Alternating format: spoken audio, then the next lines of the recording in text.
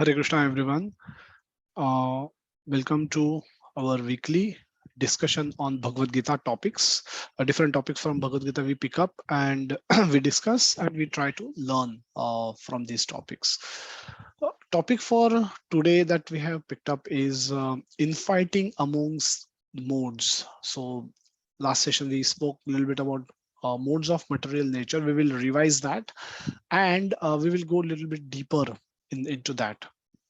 So, what is it that this infighting amongst the mode that takes place? We'll find out about that today. Before we go there, let's quickly revise how did we get to this place. We are forced to enjoy the modes of material nature and suffer or become happy enjoying those. So our happiness and distress comes because of our association with the modes, and we associate with the modes because we have a desire. Which desire? Desire to enjoy. So this desire to enjoy is the root cause. It's called bija vakya of Bhagavad Gita. In the this we looked at in the 13th chapter, 22nd verse. When we studied this particular verse, we had taken a deeper look at this particular verse, but this continues to be the torch or the guiding factor which which opens up the further journey of Bhagavad Gita in the rest of the chapters. So Prakriti, Purusha Prakriti Sthato Bhunte Hi Bhunte Prakriti Jan Gunan Karana Guna Sangosya Sad Asat Yonir Janmasu. Sat Asat Yoni Janmasu. And that happens because of the Karana Guna Sangosya.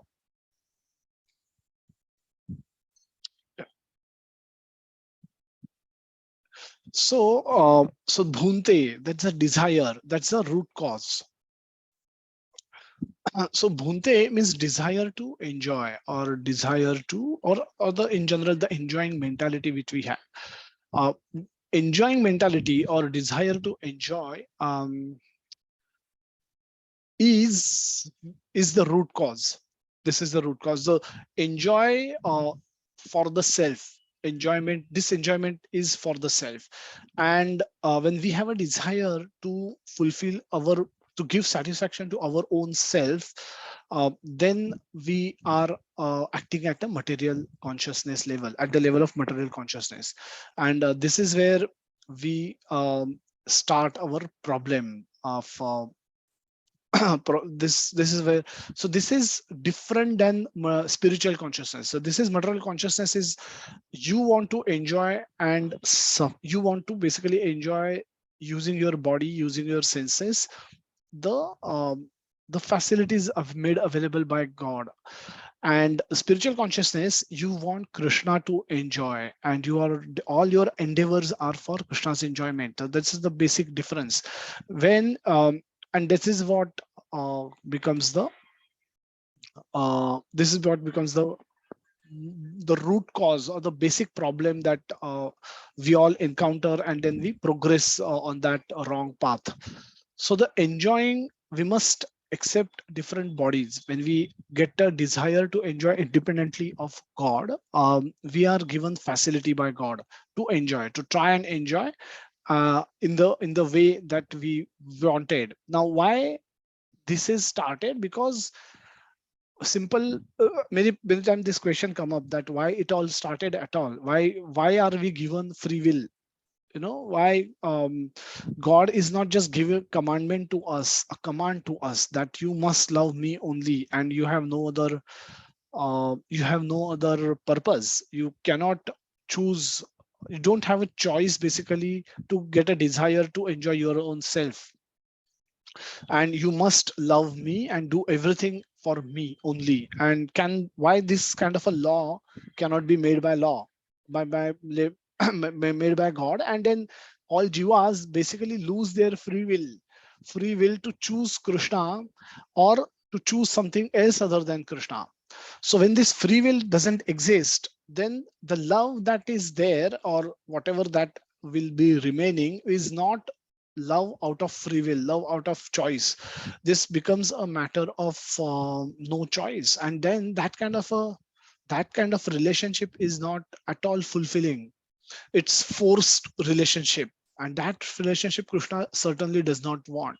Krishna wants spontaneous loving affection to be developed amongst all the devotees, and therefore he gives choice. And when we choose Krishna by giving up everything else, Krishna becomes happy. So that's the that is his mood, because that is his desire, because he is a person, he want people to unconditionally love him. uh, and that's his mood. So that's why he has kept this caveat that of free will for all the jivas, all the souls. Now, having this free will, we exercise it in wrong way, and then we cultivate a desire to enjoy our own self, and then for that desire, for the purpose of those enjoyments, based on our desire, and based on the fructified karma, we are forced to accept different bodies. uh, After taking bodies, we will endeavor to fulfill our desire, and we will incur fresh karma.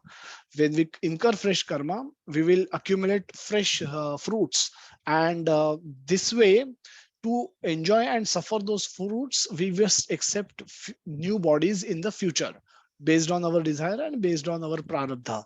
And this is how our wandering in the material world begins.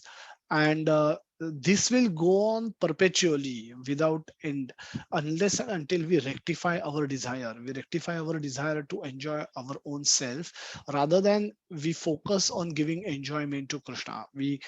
Unless we make this correction by coming in contact with devotees, by learning scriptures from devotees, by practicing devotional service from devotees, when we eventually come to the conclusion that our best interest is in providing happiness to Krishna, making Krishna happy by our actions. And once we come to that conclusion, then onwards, when we act in that consciousness, then our rectification process begins, and that's how we get out of this entanglement of repeated birth.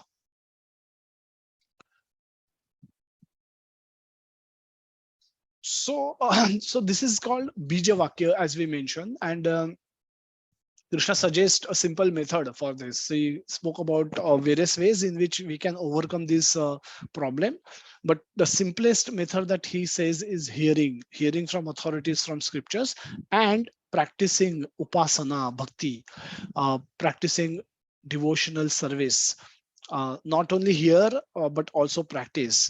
Uh, when you hear and practice, you practice with knowledge rather than just practicing at a sentimental level. And that's important, so that whatever, you just don't sentimentally practice, you know the reason why you are practicing. And when you learn the reason for your practice, you actually translate your knowledge into practice. You just don't stop by hearing and knowing that I know everything but I don't do anything. Now that is also not a very that's not going to lead you to any benefit. So hearing and practicing both are important. And this is what Krishna explained in the 13th chapter's 26th verse. Just summary, in summary, the 13.22 becomes the bija vakya. Actions are performed under three modes of material nature, which gives nourishment to the seed. And these actions under three modes of material nature, the three modes of material nature are explained in the 14th chapter, which we are currently looking at. The 15th chapter talks about the tree of material existence, and this is called urdhva mula madhashakam. That's the description of the tree, that the tree has a branches downwards and roots which are upwards. Now this is a funny tree, and we'll learn about that in the 15th chapter. 16th chapter talks about the upper portion, the the divine nature, and the lowest portion, the demoniac nature of the people, of different people, of practicing different things. 17th chapter takes care of the middle portion, and 18th chapter gives you a summary, and then wind up the discussion of Bhagavad Gita. And when Krishna says that wherever there is a Yogeshwar Krishna, wherever there is a Yogeshwar Krishna and a Dhanurdhar Arjuna, the victory will be on that side for sure. And that's how Sanjay wind up the discussion on Bhagavad Gita in the 18th chapter 76th verse. The the summary of 14th chapter, which talks about, explains the modes of material nature in detail, and these modes will stay with us till 18th chapter. The 6, 7, 8 verses that we saw last session, in our in our last session there, where we discussed the sattva gun, rajogun, and tamogun, the characteristics and what binds people in these gunas. Now this flow will continue till 18th chapter. You'll see multiple sets of these three verses which talks about different things in different gunas, various austerities in three gunas, the charity in three gunas, and so on and so forth. So this will remain with us, this conception will remain with us throughout until the end of Bhagavad Gita, till the end of 18th chapter. So so the 14th chapter starts with glorification of knowledge. Then later it's talked about, later Krishna explains how soul contact matter, and where he says that sarva yonishu kantaya aham bija pratapita, I am the seed giving father of for all living entities. And this is significant learning which we will deep dive today in today's session, that how only he doesn't only refer to the human species. He talks about all species. Sarva yonishu kanteya. Yoni is a species, and sarva yoni. Sarva is including all the yonis, and we know that there are human yonis, and within human species there are 4 lakh species, and then there are total 80 lakhs other species, non-human species, which includes animal, birds, aquatic, insects, and so on and so forth.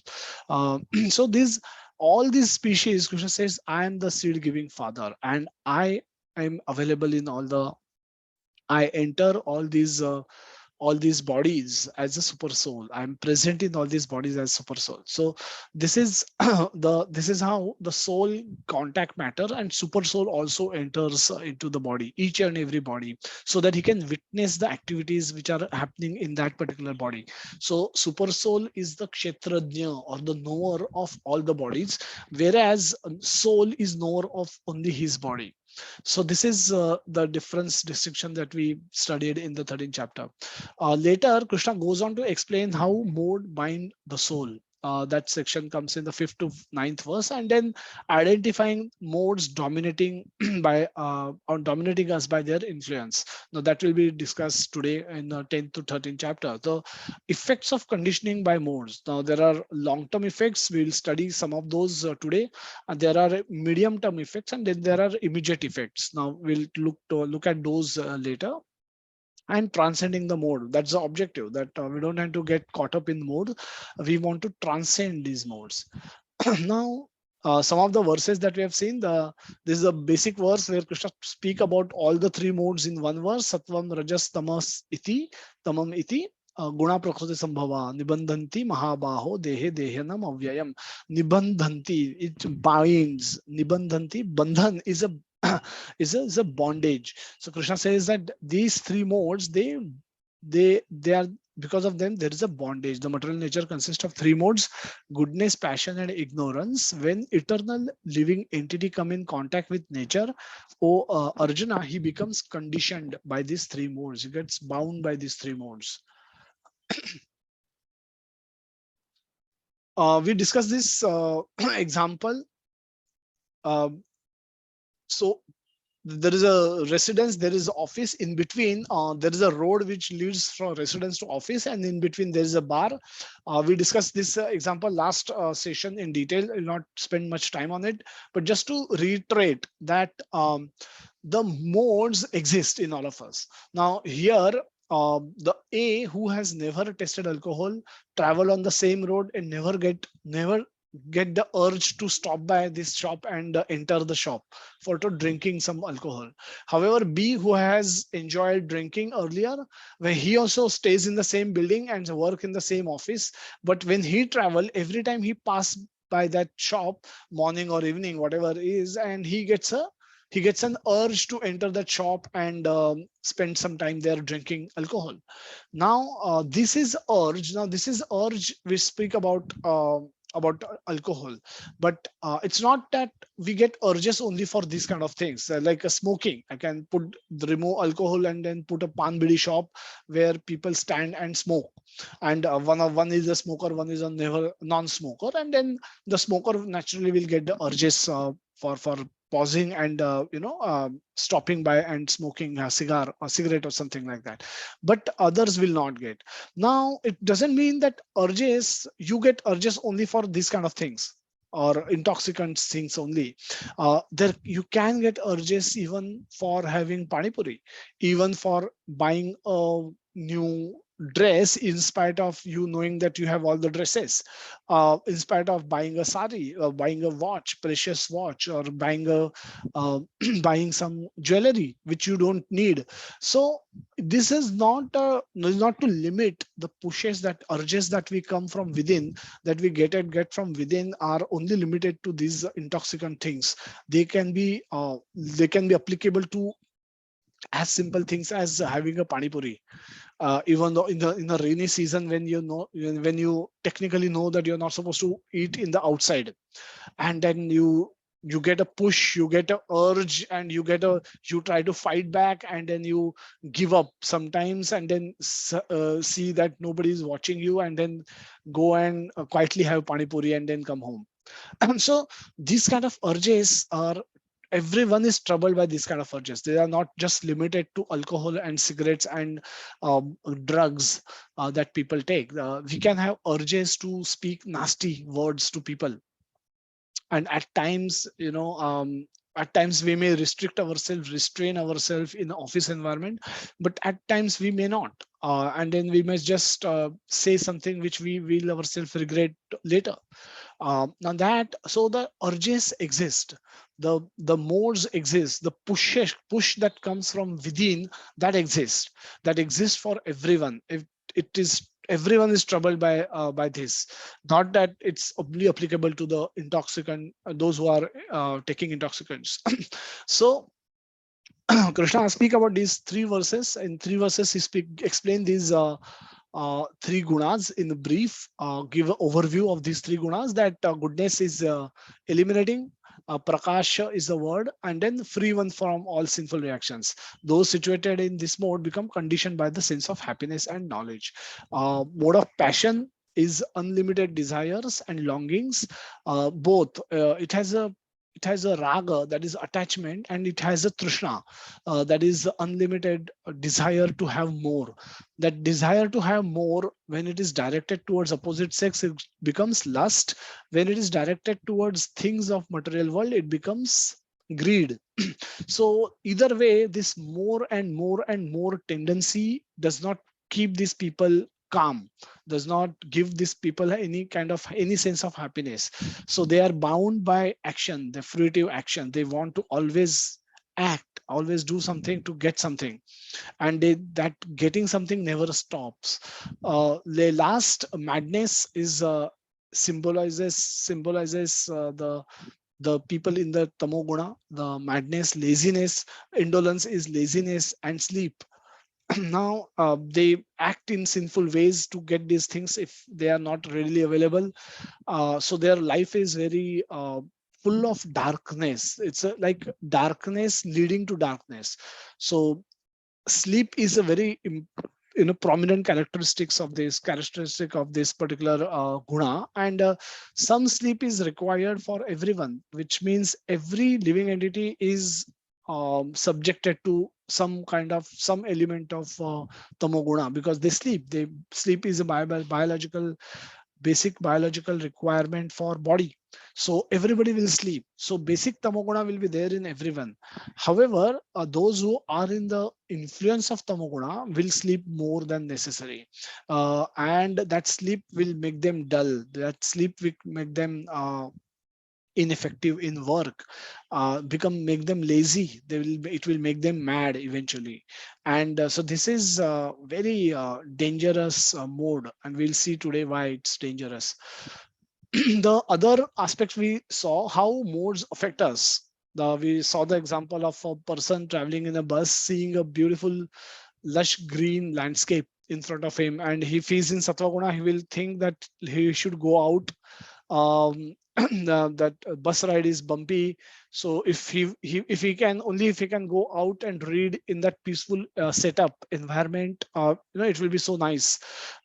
Person in Rajoguna will think of similar scene he had seen in one of the movie that he had seen recently, and how the couple, the hero heroine, were dancing and singing songs in the backdrop of similar scene. And then he was thinking that, okay, if I were to have a partner, I probably will go out and dance and sing in the similar way. So that's the mode in which a rajoguni person will think and talk. A tamoguni person who was trying to catch sleep on the bus, which was not able to sleep because of the nature of the travel, will think of going out and sleeping inside a tree peacefully. So these are another is how people respond. Different people respond. Different people under the influence of different modes, they respond. They respond to movie hall. Example we saw. A Sattva-guni person will not act in a haste. He will contemplate. He will think, and then he will act. The Rajoguni person will immediately start running here and there without much thinking, much of contemplation. So they can create a stampede. They will all try to exit to the rush to the exit door, and they just trample on each other and kill some people in that stampede itself, if not by fire.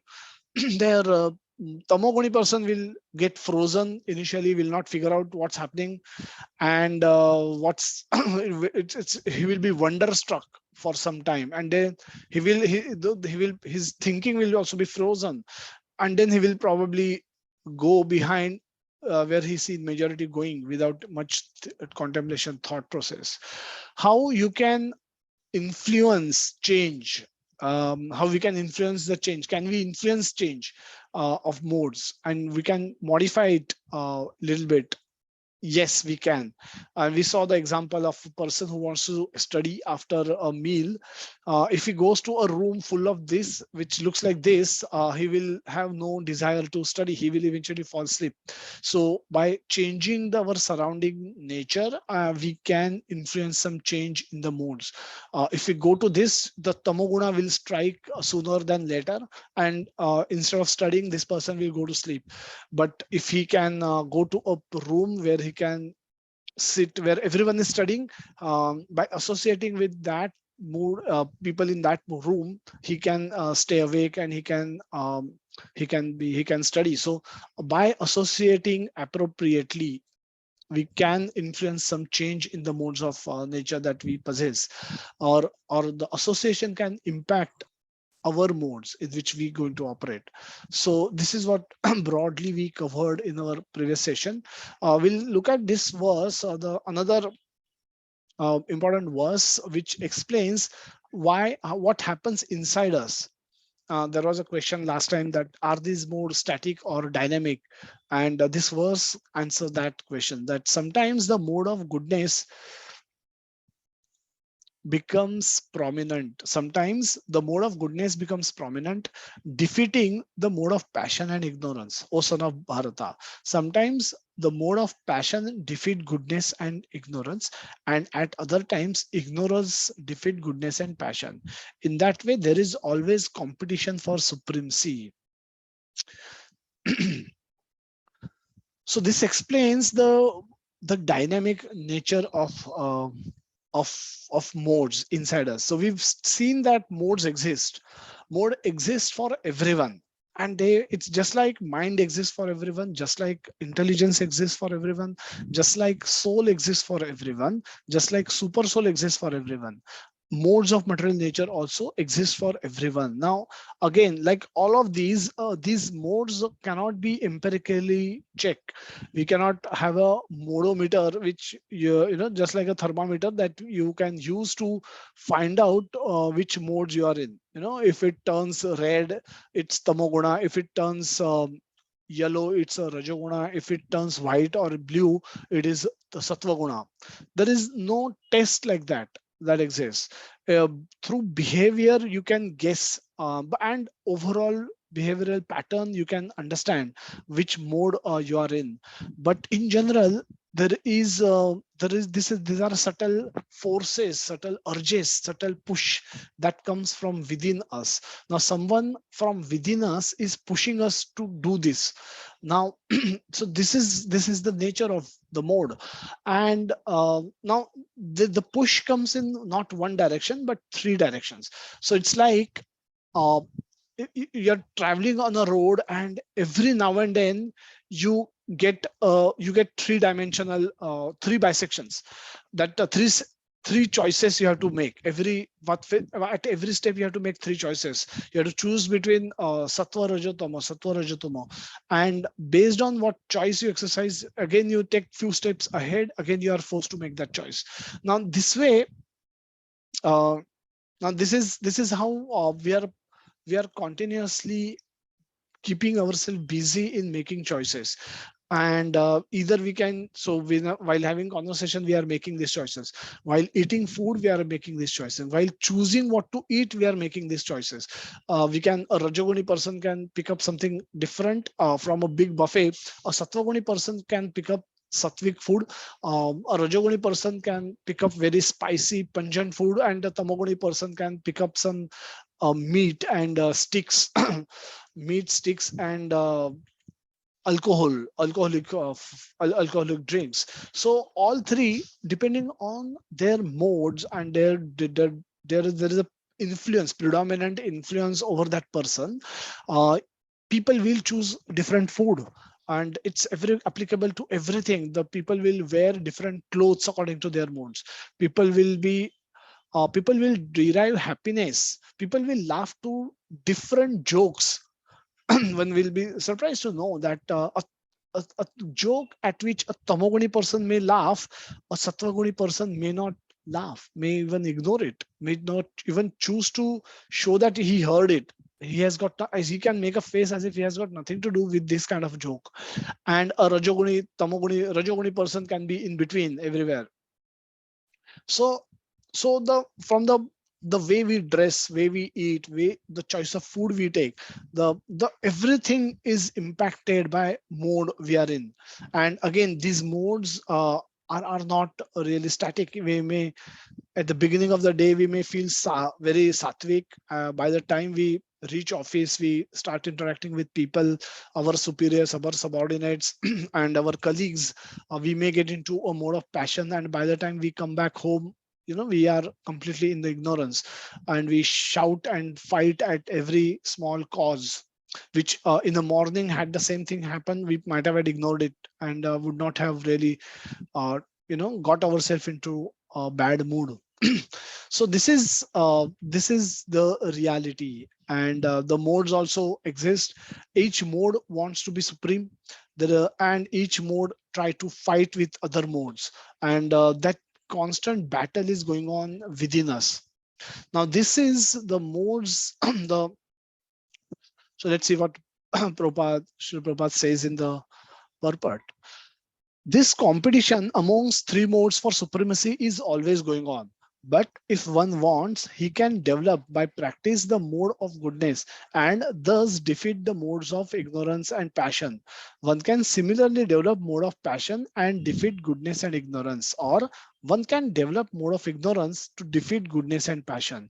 If one is determined, he can be blessed by the mode of goodness, and by transcending the mode of goodness, he can be situated in pure goodness, which is called Vasudeva state, a state in which one can understand the science of God.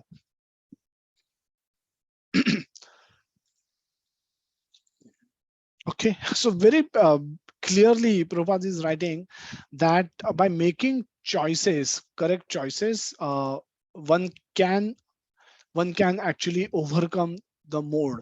So by constantly choosing sattva guna over rajaguna and tamaguna, one can eventually get fixed in sattva guna predominantly.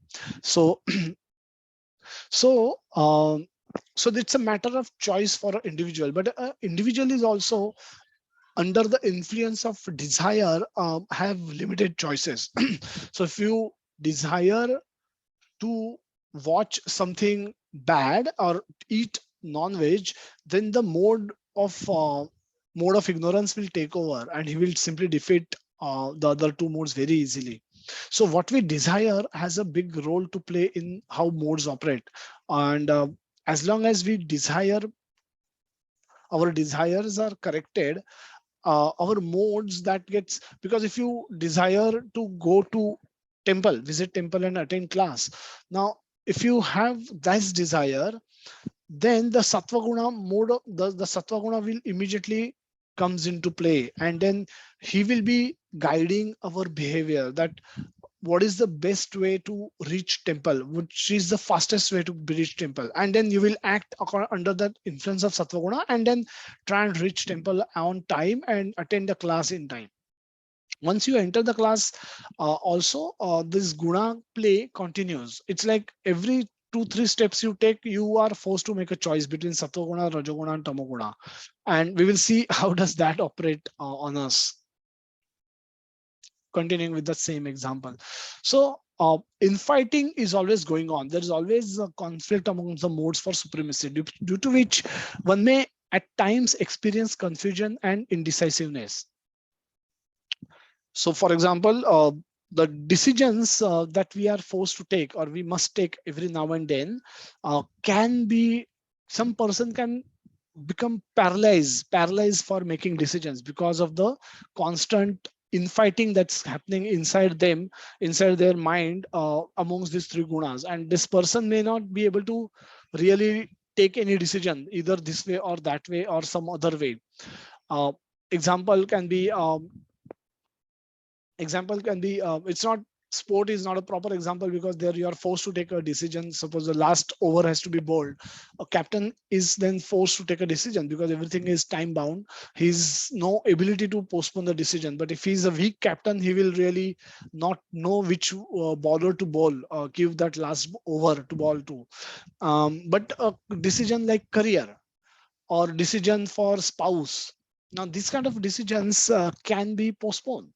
And when your modes are fighting with each other inside you, it's not easy to take decisions. It's not easy to look confident, to look face the situation with a lot of confidence and knowledge, and then take a decision either this way or that way. You remain confused most of the time because of this internal battle that's happening inside you. So the mode of ignorance will say, don't choose any career, or choose the easiest path, which will allow you to sleep a lot, which will not really make you exert a lot. A mode of passion will drive you towards various things, that see this, he took this career option and became so and so, has started earning so and so, has gone to US, has gone to other places, and is making so much money, and so and so. So this, he will keep showing that path. A mode of goodness will keep showing that path which you are inclined to. You could be inclined to you could be a good painter, and it will keep suggesting that, oh, you are a good painter. If you do good, if you get some kind of a job, or some kind of a career which involves your skill, and you will be happy. So it's pointing you towards happiness. Its mode of passion is pointing you towards worldly pleasure, and how much more you can accumulate using this career choice. And the mode of ignorance is pushing you in the direction where there is least effort. And one may get just caught up in this battle and become a spectator, and therefore unable to take decisions. So this is reflects in delaying decisions, and the spouse decision, the career decisions, and many important decisions, whether to buy a property or not buy a property, whether to buy a car or postpone buying car, whether to, this is the right time to sell the house, or this is right time to purchase a house. It could be any time, any decisions. And if one is constantly in this battle, one is caught up in this battle, will struggle to take any kind of decisions. So when we also see this when we call people for classes, Bhagavad Gita classes in temple. So if you call randomly 3 people, one person may say that he's very busy, so he can't come, and other two may come and may sit in the class, but one can be attentive and one can fall to sleep, go for just fall to sleep. So the two who came to class may appear to be in the same guna, but actually one is in sattva guna and the other one who sleep is in tamoguna. So the modes are extremely dynamic, and we need good handle on them in order to be able to control them, control their movement, and we need to have very alert mind in order to be able to control the movement. It's like making choices at every second of your life, and you have to have extremely alert mind so that it does not let you slip away slip away to the wrong mode, and keep making right choices, keep making right choices. Eventually by practice the other modes will become weaker, but until they become weaker, you need to be very you need to be very firm with your practice. So modes are not static, they are dynamic, and our movement from one mode to another can happen very fast and without any following the order. So it's not that if you're in sattva guna now, you have to go downwards. You will first go to rajoguna and then go to tamoguna. You can directly go to tamoguna. For example, if you are got up early in the morning and sitting for chanting japa, then then you're doing japa for some time now. That is indication that you are in the sattva guna. Got up early in the morning, taken bath, and then sitting in the right posture, chanting Hare Krishna Mahamantra, join Zoom call. Now that's an indication that you are in sattva guna. As you are trying to chant, concentrate, hear every mantra, chant every mantra, hear it properly. After some time, you just get tired and you tend to fall to sleep.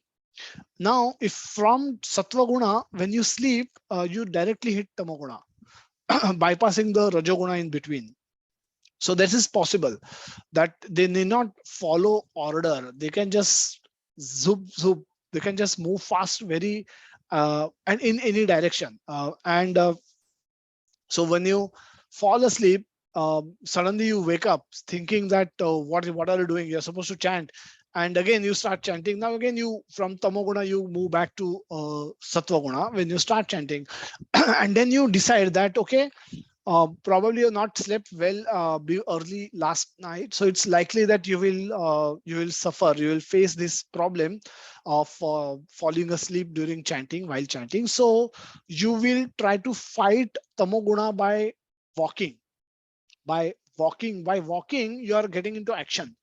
When you are in action, you are in a rajoguna. You are choosing rajoguna over tamoguna. What your mind is doing here is, it is predominant desire to chant. It has a it has an underlying desire that you want to get up. You have got up early to chant Hare Krishna Mahamantra with devotees for next 2 hours or whatever, 1 hour.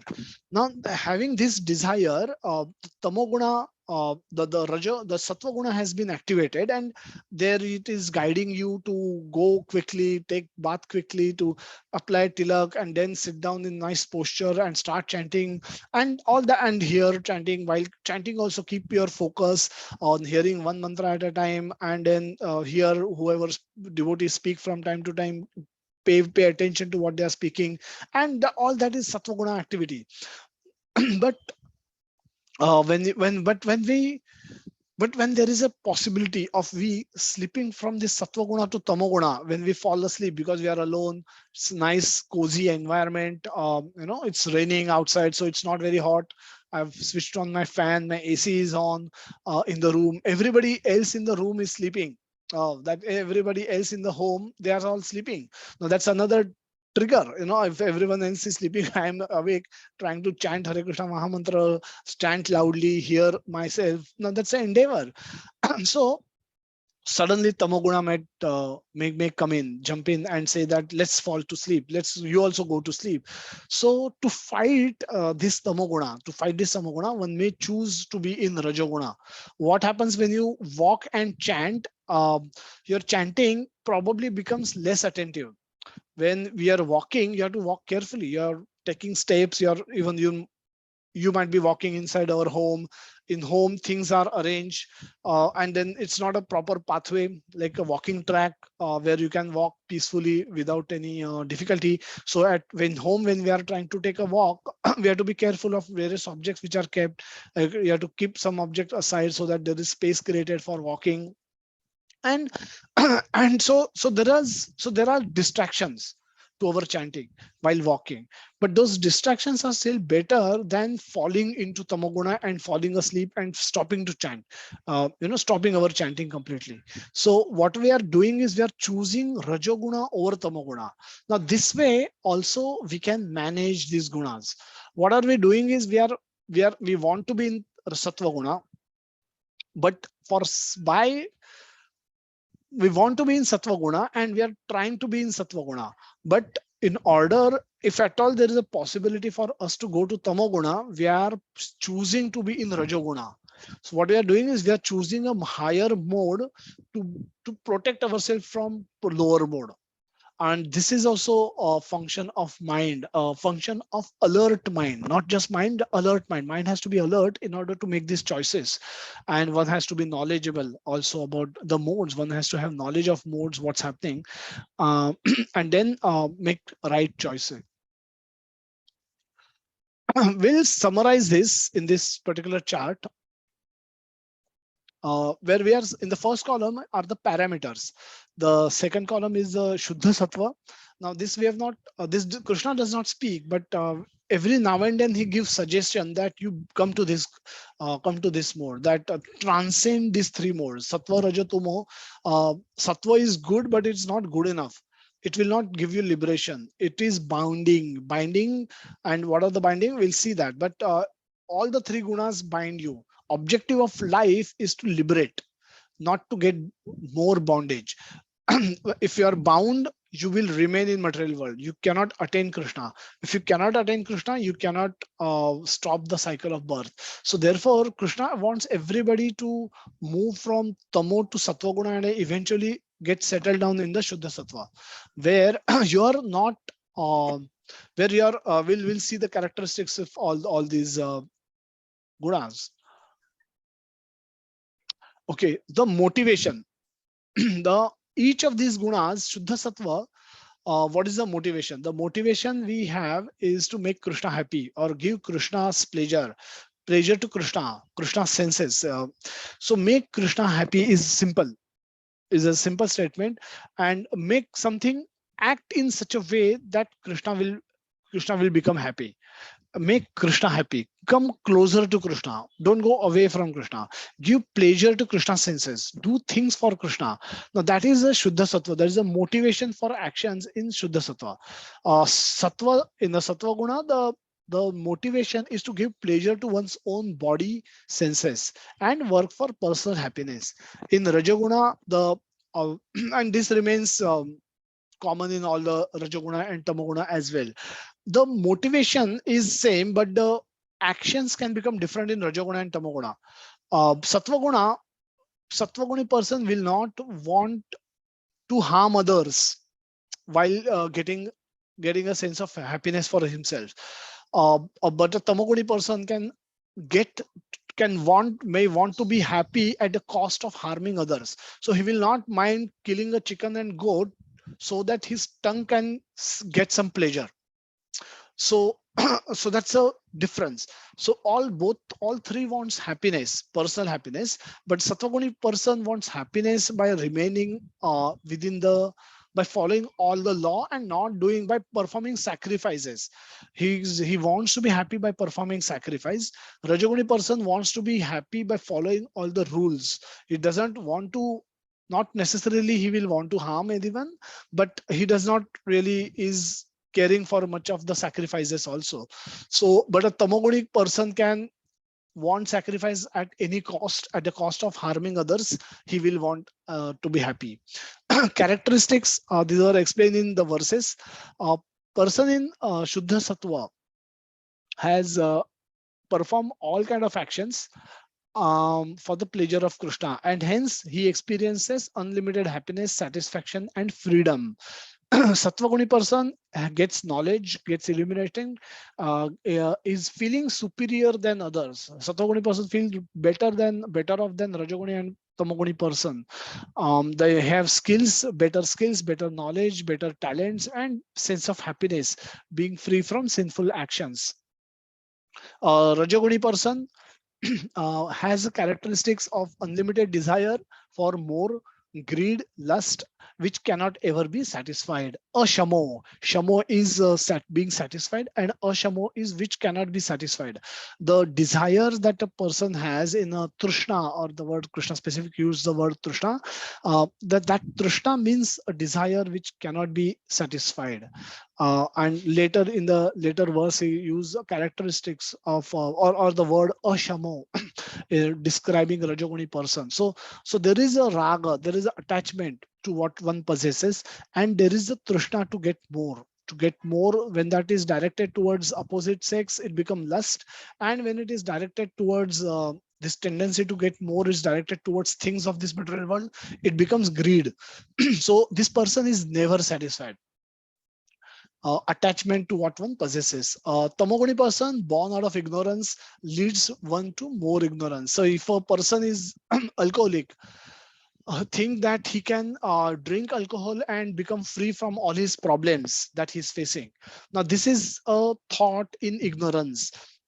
Problems can be solved by when you solve problems, then the problems you become free from problems, not by drinking alcohol. You may forget those problems for a moment, but they will come back as you come out of your hangover or or your influence of that alcohol. So a person brought a one person in a tamoguna has this conception that by accepting more tamoguna, he will be free from problem.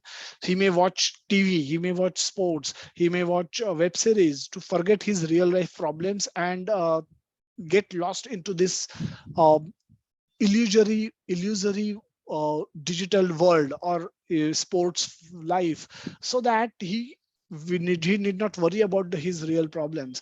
So now this thought of one becoming free when you will indulge into something like this is a thought of ignorance. And when one act on the thought of ignorance, when one actually start drinking alcohol thinking that once you have this conception, and when you actually act on that conception, when you actually drink alcohol hoping that you will become free from problem, one goes into deeper ignorance, and that leads to madness, laziness, and sleep.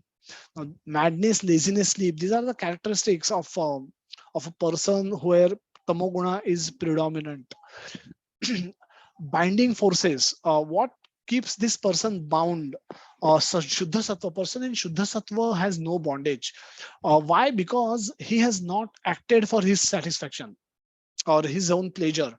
Now, it's not that food is a basic biological need for every living entity. Sattva-guni person may want to eat sattvic food. A Rajoguni person will have some other food. Tamoguni person will have some other type of food. But food is basically required. So food is required for body, for maintaining the body. And then how is it? And then the Shuddha Sattva person also eat, a devotee also eats. Then what is the difference between these two eating? Is that one is eating after offering. One is eating only after offering that food that is remnant of food after it is accepted by Krishna. Whatever the remnants are, one is accepting those. And so one is eating in the even in the Shuddha Sattva state, but one is not preparing food for one's own pleasure. One is preparing food for offering it to Krishna with a consciousness of offering it to Krishna. And therefore, when he eats prasad, he does not become bound. Whereas a Shuddha Sattva, even a Sattvic person eat food which is not offered to Krishna, he's getting bound because he's cooking food for his own pleasure. Third chapter also has very clear verses explaining this aspect. But this is a prominent example which can help us understand that why a Shuddha person in Shuddha Sattva appears to be doing everything that all that the person in all three gunas are doing, but he still remains free from bondage because he doesn't do anything for himself. Okay, Prabhupada constructed 100 plus temples. There is a builder, could be a builder who might construct 100 buildings for profit. And so there's a difference in the construction. Prabhupada cook food for offering it to Krishna. There are hotels which cook food for distributing it to their customers, and people cook food in their kitchen to eat for themselves what they like. Now there is a difference. So one action yields a fruit, there is a reaction that is awaiting us, but one action is karma free action where there is no fruit. Now that's a very beautiful message that comes out of Bhagavad Gita after studying Bhagavad Gita. Without Bhagavad Gita, this is never available. This is not available to anyone. All those who study Bhagavad Gita wrong way, they also never come to this conclusion. So once you get the knowledge, then you get convinced about the knowledge. You are happy to make changes in your lifestyle. You don't have to be forced to do those changes. But without knowledge, it's not that it's one may try to do those changes artificially or um, or superficially, but one if without deep conviction one cannot cannot stay fixed in those that different lifestyle.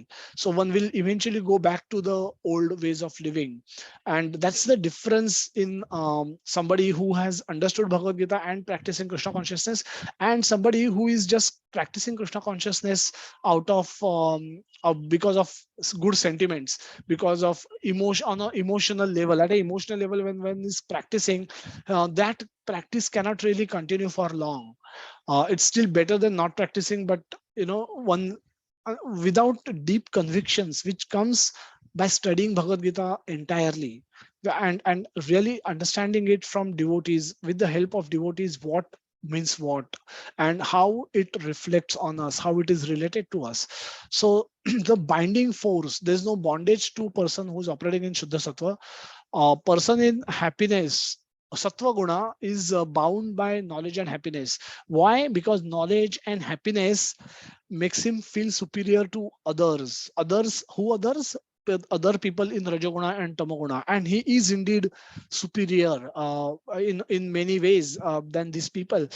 But these two things does not let a person think of a better possibility. So this is good, but this is not best. Now, good, better, best. This could be better amongst the three superlatives, but the best is still the Shuddha Sattva.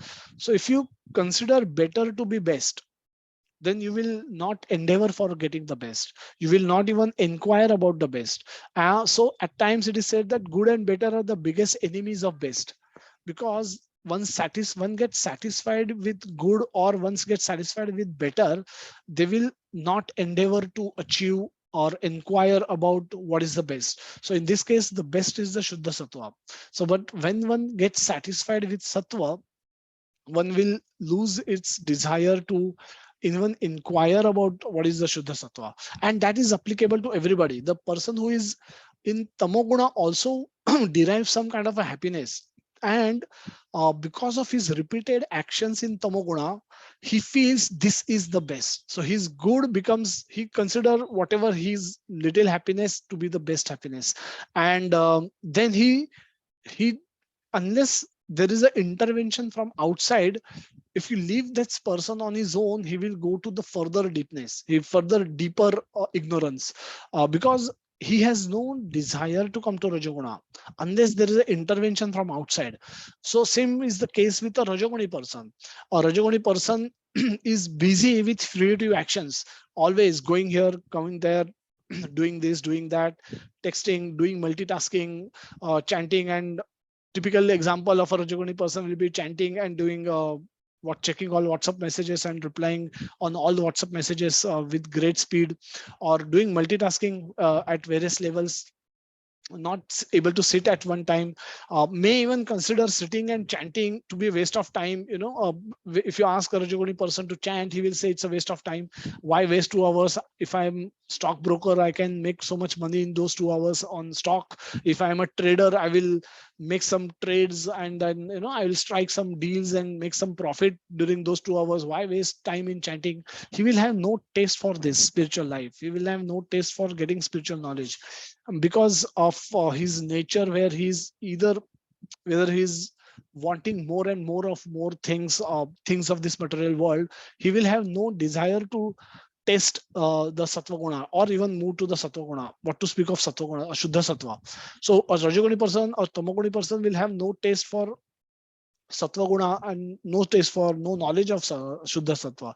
So that's why we say that always there is an intervention that is required from devotees. Guru Krishna Prasadena पाए भक्ति लता बीज. The bhakti मिलने के लिए we need a external intervention, because what is within us will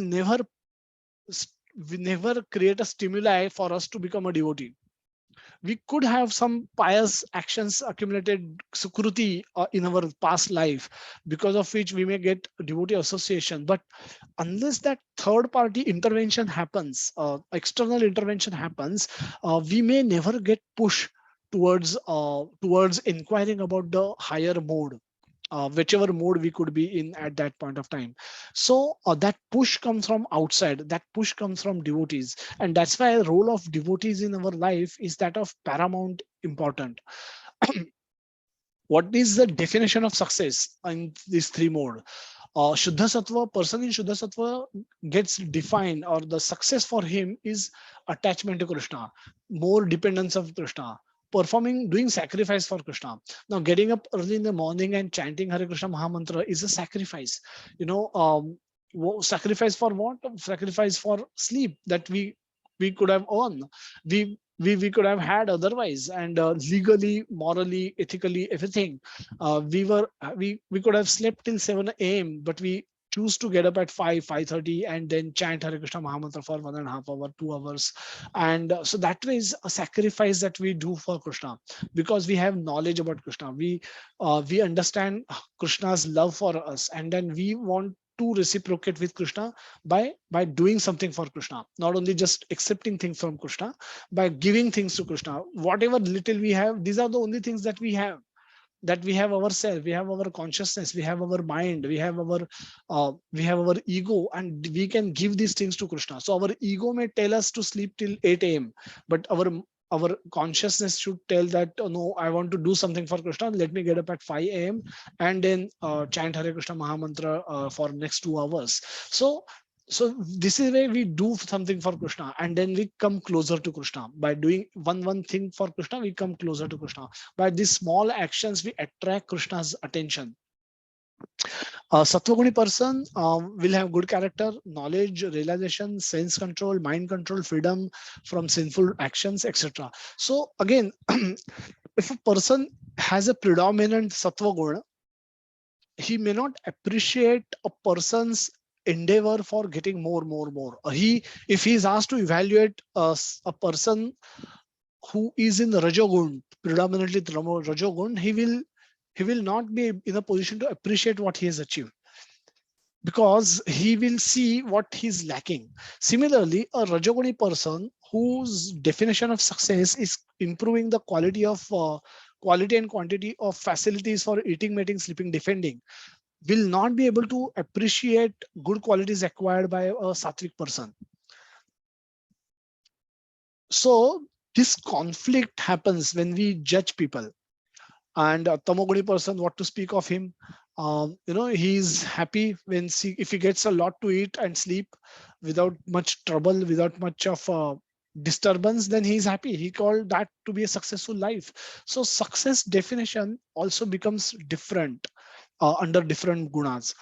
According to my success definition, according to what I value, I will value these things in my life if I am in predominantly in these gunas. So by understanding what we value, are we valuing wealth? Are we valuing my personal time to sleep, my personal time to eat whatever I want? I want freedom. Who gets freedom? The animals have maximum freedom today. No law in India is made for animals. All laws are only made for humans. So if one chooses to behave like an animal, one will have all the freedom in the world that they want. They can roam naked on the streets, and animals also do that without any restrictions. Nobody really nobody, no, there is no FIR. One of the Bollywood actor posed naked in front of camera, there was an FIR on him. But there are no FIRs on animals. They roam around on the streets day and night, evenings, without clothes, and there are no FIRs. So one have tendencies towards these, in the lower mode, uh, will show those animal tendencies, and that's why those people will have, they will value those things. And a Rajoguni person will value things, of possessions that he has, and they will judge, they will value themselves, their self value will also reflect this, and they will judge other people's with reference to this value only. Sattva Guni person will have these values, these things he will consider to be valuable, um, and he will judge others with these same parameters. And a person in Shuddha Sattva will be able to judge everyone with using the parameter that how close you are coming to Krishna by your actions. If you are not, then he will keep telling you to change your actions so that you can come closer to Krishna. So that's a basic difference in the summary chart. I thought will be useful for our discussion. Having understood what these three modes are, um, let us discuss for a brief moment of why Prabhupada. So Prabhupada, when he entered yesterday, we heard the yesterday Prabhupada arrived in Boston Harbor. From there, he went to New York, and so yesterday, as Prabhupada was approaching Boston Harbor, he wrote a poem where he referred to America as a horrible place. Ugrasthane. He referred used a specific word called Ugrasthane. Ugrasthane, and then he gives a reasoning why he's calling America Ugrasthane, because here the people are covered by the Rajo and Tamoguna. Now that was his analysis, and so he says that I don't know why have you brought me to this horrible place, and but you must be having some purpose for me to do here. Otherwise, you would not have brought me to this horrible place. Now, let us understand, let us discuss based on our knowledge of modes of material nature so far. Why is any Western world or a city in the Western world, why is Western world referred to as a place of misery? Here is the picture of Times Square, which Natam Prabhu referred to yesterday. Hare Krishna Prabhuji, Dandavat Pranam. Yeah, Hare Krishna. Yeah, so just to caution everyone, please feel free to unmute and we will have open discussion. We'll not be able to raise hands because we have some more slides to cover. So please unmute yourself and jump in one after another so that we can have some fruitful discussions for next 5 minutes or so. Yes, Parajay. Why is America a place of misery? America or any because the people, as per the lifestyle of American people, they are just worried about how to just maintain their body, how to just maintain their status, how to earn more and how to enjoy more and more comfort for this bodily enjoyment. And they never try to think about this, like on the spirituality aspects or on the knowledge aspect, acquiring knowledge and practically implementing it in life, so as that we can move more and more in upward side in the life. And as Srila Prabhupada has rightly said that this is Ugrastan, the miserable place, because they are not inclined towards learning the spirituality aspects. Uh, their existence is eternal. They are not more worried, or they are not more inclined to learn about that and how they can just elevate their life to that level. Rather, they are more interested to just complete their bodily enjoyment, whatever are uh, possible in this materialistic world, and they just always wants to be in the glamour, in the glamorous world, that so that they can just draw attention, and uh, there is no upliftment of their own self actually in this particular in this particular lifestyle.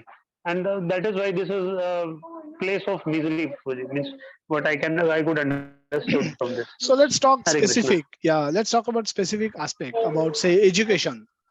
Now, the entire education that is given in the Western world is It's directed towards purely what? academic. It's purely academic, and it is directed towards easing the life, easing the comfort of the body. So it is meant for bodily comfort, like whatever technology we are using it, be it we are making good luxury cars. So it is going for making the comfort, means it is creating comfort zone for the body. We have become used to the mobile technology. Then again, we want to be go towards more laziness. We don't want to do writing works or something like that. Though that can be used, that mobile itself can be used, like we all are using it for a good upliftment of that. But rather, they are finding more and more technology uh, just to give a sense of just to make their status more and more in comparison to the others one. They are making that how the chicken can be made good, how the food can be made without intervention of human being. This can be, means the machines can be used for that. So everything, the technology wise, whatever academic education they are getting, they are just focusing the great focus is just on the upliftment of bodily standard, and that does not move towards realization kind of thing, that to realize oneself and to uplift oneself. Yes, Prabhuji. Hare Anybody Krishna. else? Hare Krishna, Prabhuji. Thank you so much. There is no Or spiritual yes, Prabhuji. Hare Krishna Prabhuji. education. Yeah, Hare Muralidhar Krishna Prabhu, Prabhuji. not able to hear. There is You no need to take the mic closer or phone closer. Yeah, there is no spiritual education. Hare Okay, there is no spiritual education. So there's no understanding that there is something more that exists. Yeah. Okay. Yes, Swapnil Prabhu. Hare Krishna Prabhuji. Dandavat Pranam. Yes, Prabhuji. Prabhuji, I understand Westerners were called as Ugrasthane, but it was way back when Prabhupada had been there, and he, with his efforts and Krishna consciousness, which is our base of our organization also, ISKCON, do we still maintain the same stand as on today, that the Westerners are still Ugrasthane? Because India is a spiritual country, but now we have westernized ourselves because in a lot of aspects. So do we still say that the Western is Ugrasthane, or now it is not the case? It is Krishna consciousness has been there very much, and it is there very much in India also. So that is where I feel, if I can get any advice on that.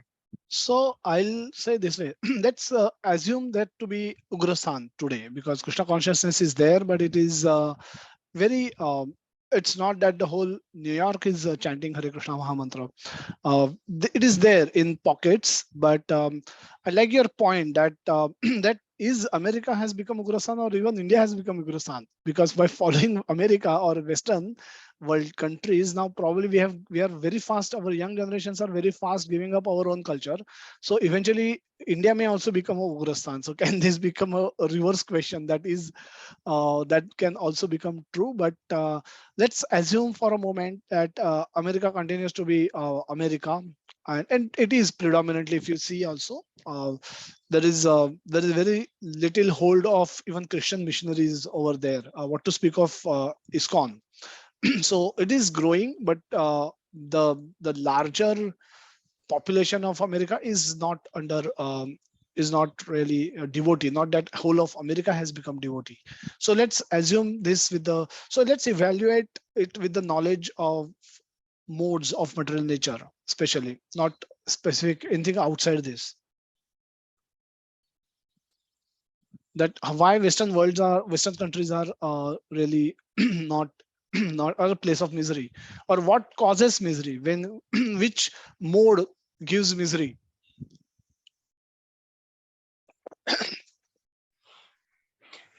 Prabhuji, Yes, Prabhuji. Hare Krishna. they are in the pursuit of Rajoguna and Tamoguna more than the Satoguna or Shuddha Sattva. Okay, so pursuit of Rajoguna is a good point. Ashwini Kumar Shukla Prabhuji. Yes, sir. Puru Prabhu, Vinod Prabhu. Yes, Prabhuji. The main reason behind their this kind of culture is that uh, means their main motive of doing all kind of activities is short-term sense enjoyments. Okay. Short-term sense enjoyment will lead to dukkha, Yes. dukkha yonaya evate. Yeah, ultimately that is the main reason. Okay. Yeah, that's correct. 5.21, fifth chapter, Bhagavad Gita, 21st verse, Krishna says that that that any activity that is done for the purpose of sense gratification will lead to yahi sansparsha jab hoga dukha yonaya evate, is impregnated with dukkha, and it just dukkha is awaiting you as you Yes. try to move in a direction to enjoy your own self. You're just waiting to become unhappy. And why it is? Because it has adya antavanta kaunteya nateshu ramate buddha. So those who are wise don't delight in those, because it has a beginning and end. When it will end, you will become unhappy. So dukkha yonaya evate, that's a very nice point. Vinod Prabhu. Yeah, Prabhuji, in my opinion, all the three modes will lead to misery. Uh, if we are utilizing these modes for gratification of the senses of self, and we are utilizing them for elevating the facilities for sleeping, eating, mating, and defending. So, if we utilize our senses, our knowledge, or modes of material nature, all the three will lead to misery if we direct them towards these things. But if we direct them towards making the supreme personality happy by doing this thing, then all these three will lead to happiness, lead to away from misery.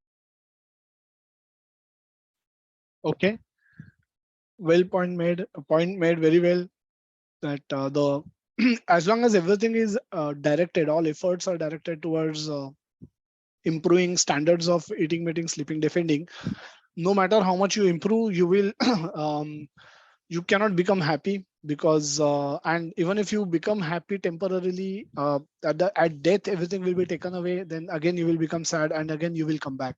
So that is correct. Any other thoughts on this? Yes, Jyoti Mataji is mentioning about desire to lord over the resources so that they can control more. That's another tendency which leads to trouble again.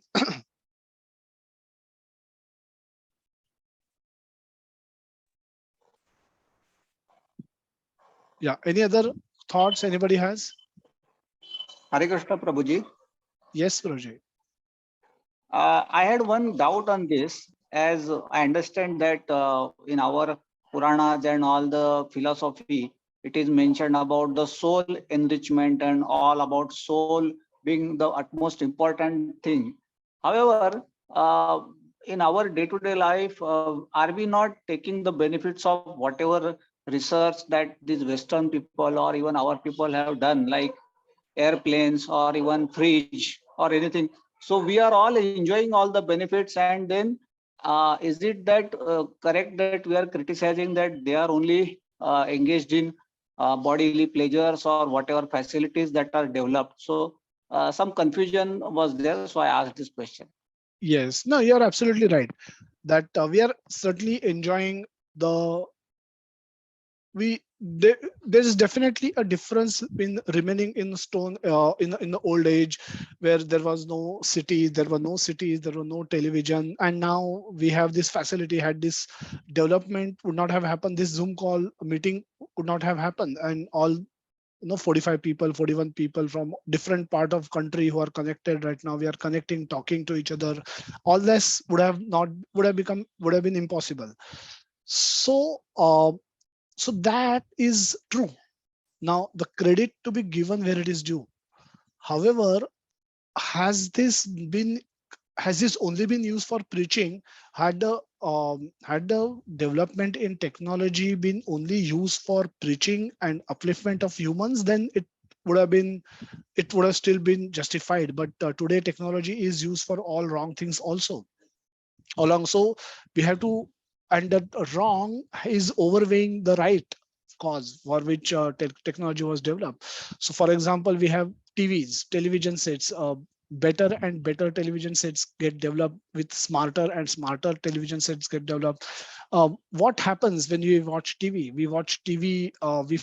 Why we watch TV? Because uh, we want to forget about our real problems, and watching TV is equivalent of sleeping.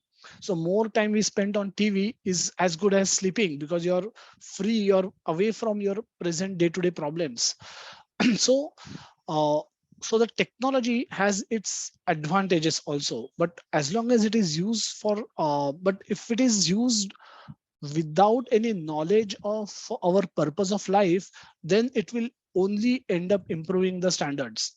It does not do anything better. The people were getting news when televisions were not there. They were getting it them through radio, and they were okay. Now people are getting news every minute through Twitter and every other social media means, and the television, which brings you live and exclusive and the latest coverage, and people consider this to be okay as well. But people were happy in previous time actually, and they are more disturbed. So this all these technological developments have given rise to multiple problems at multiple levels. So at one stage, at one level, they are giving us some comfort, but at another level, they're creating larger problems for the society today.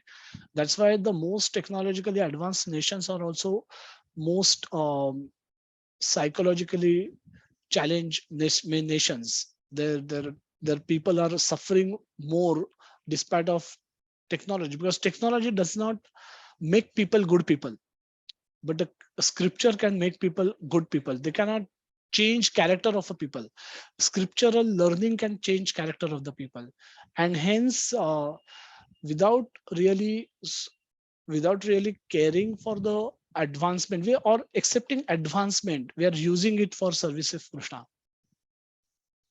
So it's not attempt to criticize technological breakthroughs that we have achieved, but it's in general the direction in which the society is going in the Western world today is sad. Despite of this, technology has failed to make people happy. That's the whole purpose, right?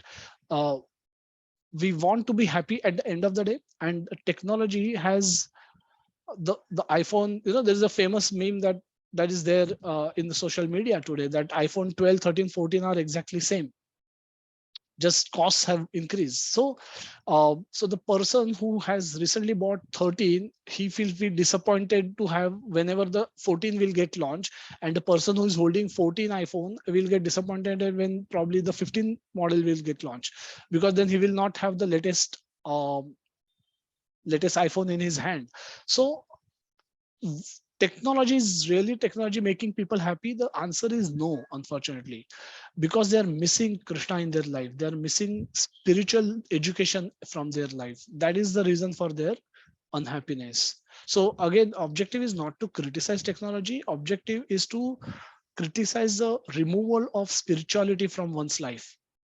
And without that, no matter how much progress you make, no matter how sophisticated televisions we can make, no matter how sophisticated aeroplanes we can make, we will remain unhappy. And whole world is proof of that.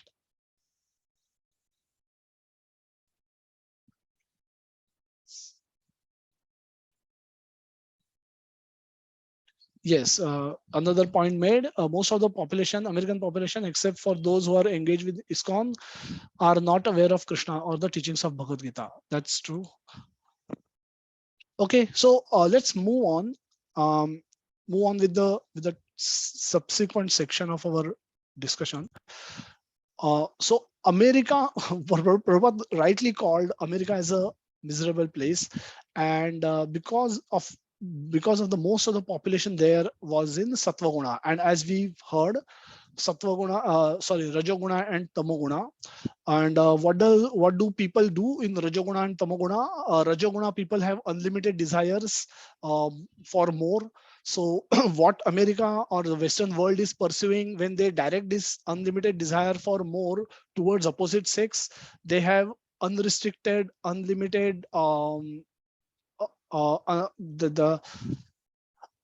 unrestricted indulgence in sexual activities across board, and when those the same desire to have more is directed towards things, they have these iPhone 12, 13, 14, and the stock market, and where people are just striving to get more and more and more at the cost of their health, at the cost of their families, and all that is coming out.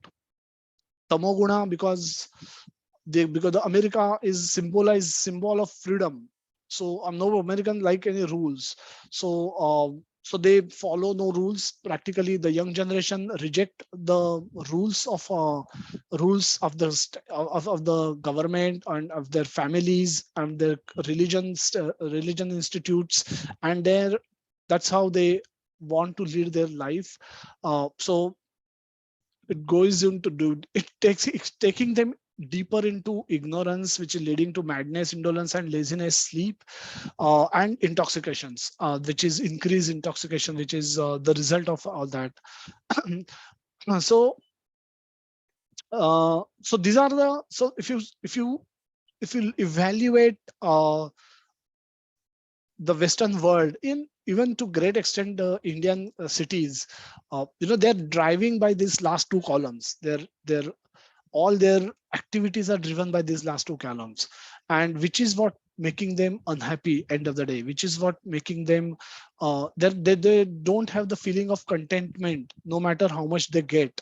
And then they justify it by saying that greed is good. And so that's how they will also justify it. But end of the day, they're suffering, and this is the effect of their suffering going to be. So what we will see in the next few verses is Krishna is explaining in next two verses what is the long-term destination of people who die, who leave their body in the modes. Now the modes are operational. We mentioned so far we have seen the influence of modes in our day-to-day life, and we've seen examples of chanting in the morning, visiting temple, or traveling and seeing a scene and then imagining mode. We have tried taking examples from our day-to-day life, and in it help us understand that which is a predominant mode for all of us. And all of us will have one predominant mode, and which can be changed by association. We saw the example of a library versus sleeping room. And then we can associate with the same people having same mode. We can develop that mode. When once we develop develop right desire, a right mode with right association, and we can progress from a lower mode towards higher mode. So that is possible. However, modes can have far-reaching implications also, and one far-reaching implication is comes up when we leave our body in a particular mode. And Krishna is now going to speak about that. So when dies in the mode of goodness, he attains to the pure higher planets of the great sages. So Prabhupada writes in the purport that one in goodness attains higher planetary system like Brahmaloka or Janaloka, and they enjoy global godly happiness. So Prabhupada is now going to give example of these two verses, so 14 and 15 verses. He's going to speak about a Rajoguna person who lives his body in a Sattva Guna, what happens to him. And later he will, in the second verse, he will describe the person who leaves body in Rajoguna and Tamoguna, what happens to him. The word Amalan is significant. It means free from modes of passion and ignorance. There are impurities in the material world, but the mode of goodness is the purest form of existence in the material world. So there are different kind of planets for different kind of living entities. Those who die in the mode of goodness are elevated to the planets where great sages and great devotees live. And we will take a look at second verse, and then we will discuss a little bit this aspect. When one dies in the mode of passion, he takes birth among those engaged in the fruitive activities. And when one dies in the mode of ignorance, he takes birth in the animal kingdom.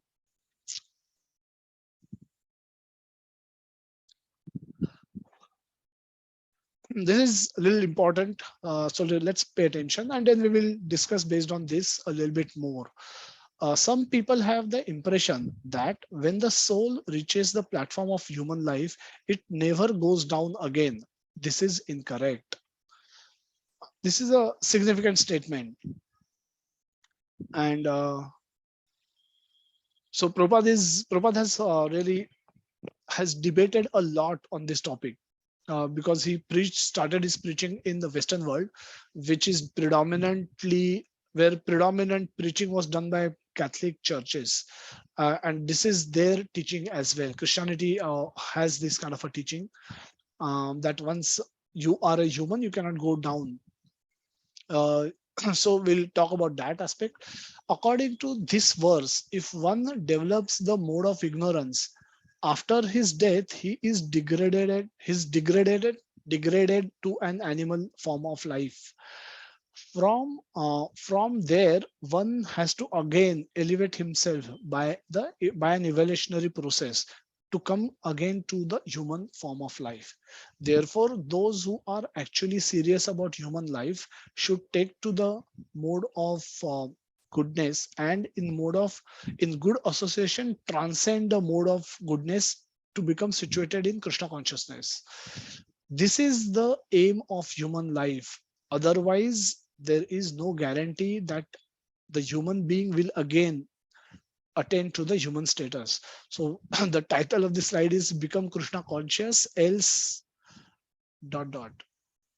Now this is the possibilities that are explained in this one, in this purport. This is the entire purport of the 15th verse in this chapter. Why this is significant?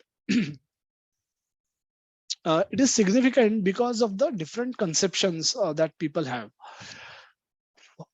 So there is a pre-existence, then there is a current existence, and there is afterlife existence, or afterlife or post-life existence. Now this is the understanding of Bhagavad Gita. This is the teaching by Bhagavad Gita. This is what Krishna has spoken. That in the 12th verse, Krishna says that natve vaham jatunasam natvam neme janadhipaha.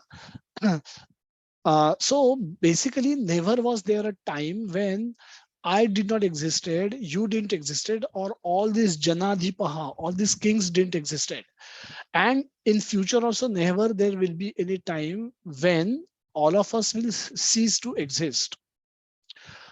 What it means is we always existed as a spirit souls. The souls were always existed. Souls are eternally existing. Krishna says that Mame Ansho Jivaloke Jiva Bhuta Sanatana. In the 15th chapter, 7th verse, Krishna is going to explain, we'll see that in next few days, that all these Jiva Bhuta are or these living entities, all these Jivas are my Ansha, are my fragmented, separated parts. All these jivas are my parts, and they are my parts forever, for sanatana, for eternity. They are my parts.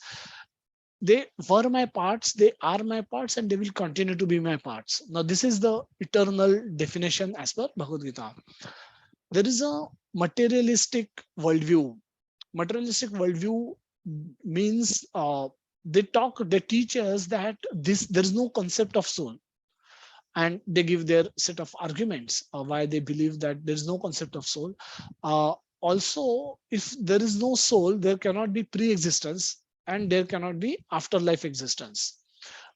Then what you are left with is your current existence, and hence those who are leading a materialistic life, those who are propagating materialistic way of life, for them there is no pre-existence, no afterlife, which means you focus only on current existence, and wherever you are, whichever condition you are, you enjoy to the best of your ability, and because there is nothing going to come in the future.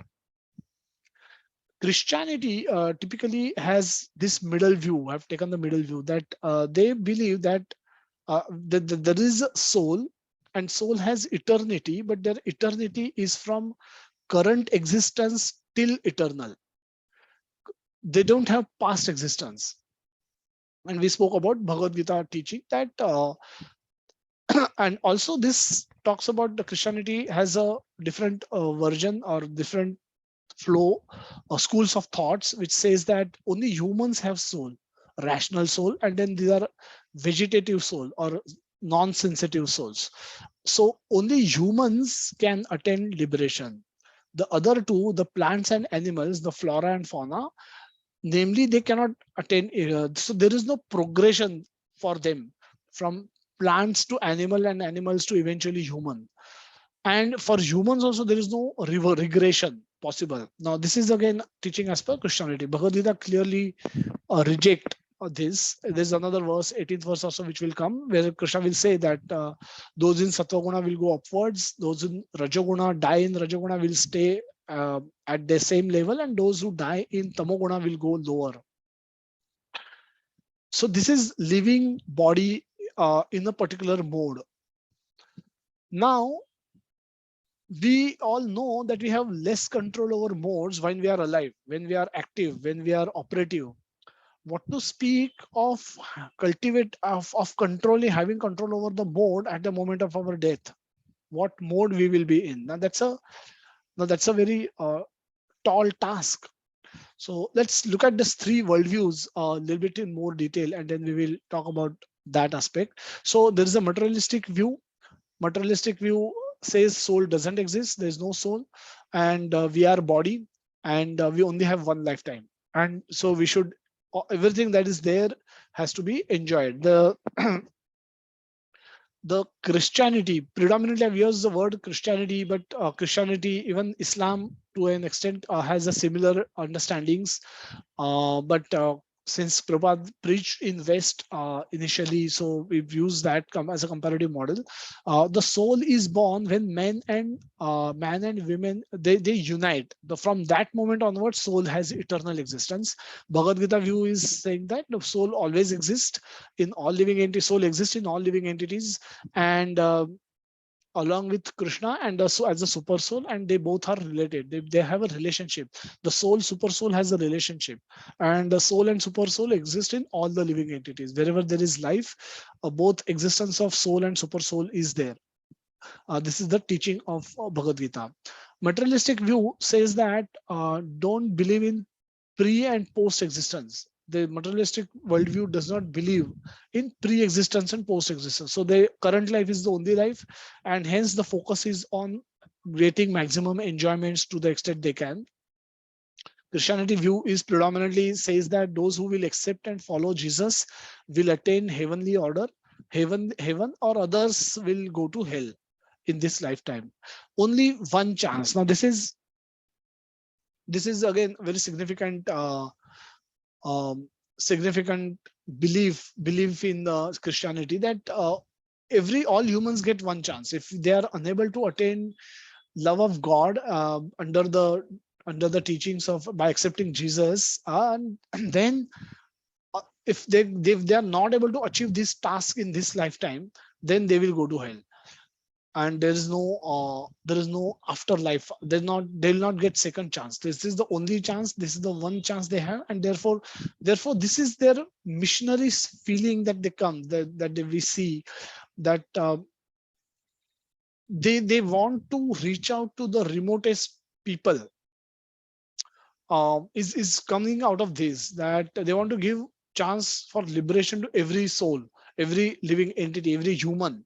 And that's why they go to every nook and corner of the world and preach, distribute Bhagavad, distribute Bible, and ask them to get connected with Jesus by hook or by crook. Now their understanding is incomplete, but their missionary spirit is something that even we can learn from. So this is their view. Bhagavad Gita view is based on desire. One attain a suitable body as arranged by nature to best fulfill one's desire. So we desire, and nature arrange for a suitable body. Now, merciful God is giving many chances. The God has given us free will to desire and is giving multiple chances because we have repeated birth and repeated deaths. And in every birth, we can get a chance to get connected with devotees and come to Krishna. And the repeated birth has those has the same purpose, that in at least in some birth you will get a chance to get connected with philosophy, learn Bhagavad Gita, chant Hare Krishna, and come back to Krishna. So that's the purpose of making this arrangement for repeated birth. So this shows merciful nature of God. Then a merciful tall nature of God, that God is so great that he wants me to try again and again.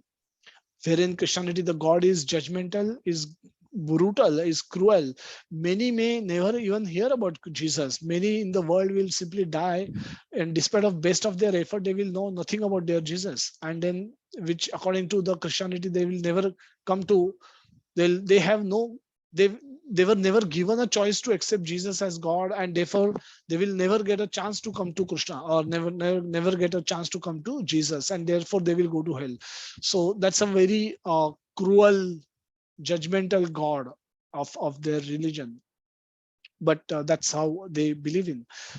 Cannot Materialistic view cannot explain variety in the world. If there is no pre-existence and if there is no post-life, then why we have variety in the world? Why are not all born with the same status? And we see that that's something which materialistic view cannot explain. Now that itself is the proof that why some people are born, it's born with better facilities than others, and why some people are born with worst of living conditions than our others, is the proof that law of karma exists, and there is pre-life which causes us the our position, which position us in the current life, and what we do in current life will position ourselves in the future life. That itself is cannot be explained by the materialistic views. Christianity again have same problem. Past life cannot be explained. So past, current, present positioning cannot be explained with reference to past life, because they don't believe in past life. So then the only option left for them to say that it is a matter of chance, that somebody is born in the family of Ambanis and somebody is born in slums suffering life-threatening diseases from birth. They have no explanation for that, because past life is missing. When you bring past life into the equation becomes balanced, and everything then makes sense. Everything then comes around correctly. So different views exist about human and non-human species. Now, according to them, the only human species can attain God, and other non-human species are just like matters. They just exist in the backdrop, but they don't matter. They're like they're like stones and mountains, stone, water, earth, water, fire, ether. They will nobody talk about they getting liberation. Similarly, trees, birds, animals, aquatics, they are all there. They're just there for entertainment, for our eating food, subsisting our food need, and therefore they don't matter really. Now that's the understanding of, that's what has propagated the animal killing by other these religions, that these people have no soul. Some believe they have, or they have soul which does not matter, which will never attain liberation. So it does not matter. So they are equal to a stone, they are equal to a water body, they are equal to a air, they're equal to ether, and they're equal to fire. So just like matter we have, there these birds and animals are there, and hence there's no harm, there's no problem in killing them. That's the teaching of the Christianity view. Whereas Bhagavad Gita view, as we've seen in the current verse, it very clearly says that there's a progression, regression, both possibilities exist. And how one is cultivating one's own desires and how one is acting on those desires. So based on the desires cultivated, based on the actions performed, one will be in the different modes, one will get into different modes, and whichever mode becomes, you remain in, that becomes your predominant mode. And if that mode remains at the moment of death, then you can either progress, or you can stay at the same level, or you can regress, come down to the lower levels also. Now all the three possibilities exist, and that makes complete sense. So all souls are eligible and can attain liberation. Even the plant souls can come to eventually human form and then attain liberation. Therefore, Durlabha Manusha Janama Satsange. That's what our acharyas says, that Manusha Janma, Prahlad Maharaj says so, that Manusha Janma has, you have attained this by great difficulty, after great difficulty, after a great going through the entire process of evolution, you have attained it. Now don't waste it. Don't waste it for doing things which animals are doing. Otherwise, you can actually get an animal's body so that you can do the same things in a much better way. So we'll summarize and then we'll go to question answer. Modes exist, and we must get good understanding of them and learn to deal with them. Modes exist just like our mind exists. Modes of material nature also exist. Modes are not static, they are dynamic, and they are always there is always a fight for supremacy. One is it's like having three dogs. The one who you feed most becomes stronger. So similarly, if we choose one of the mode more often, then uh, we will be we will be able to strengthen that particular mode. And the way to choose that mode is by making right desires. So by basis what one desires, modes get activated and then takes control.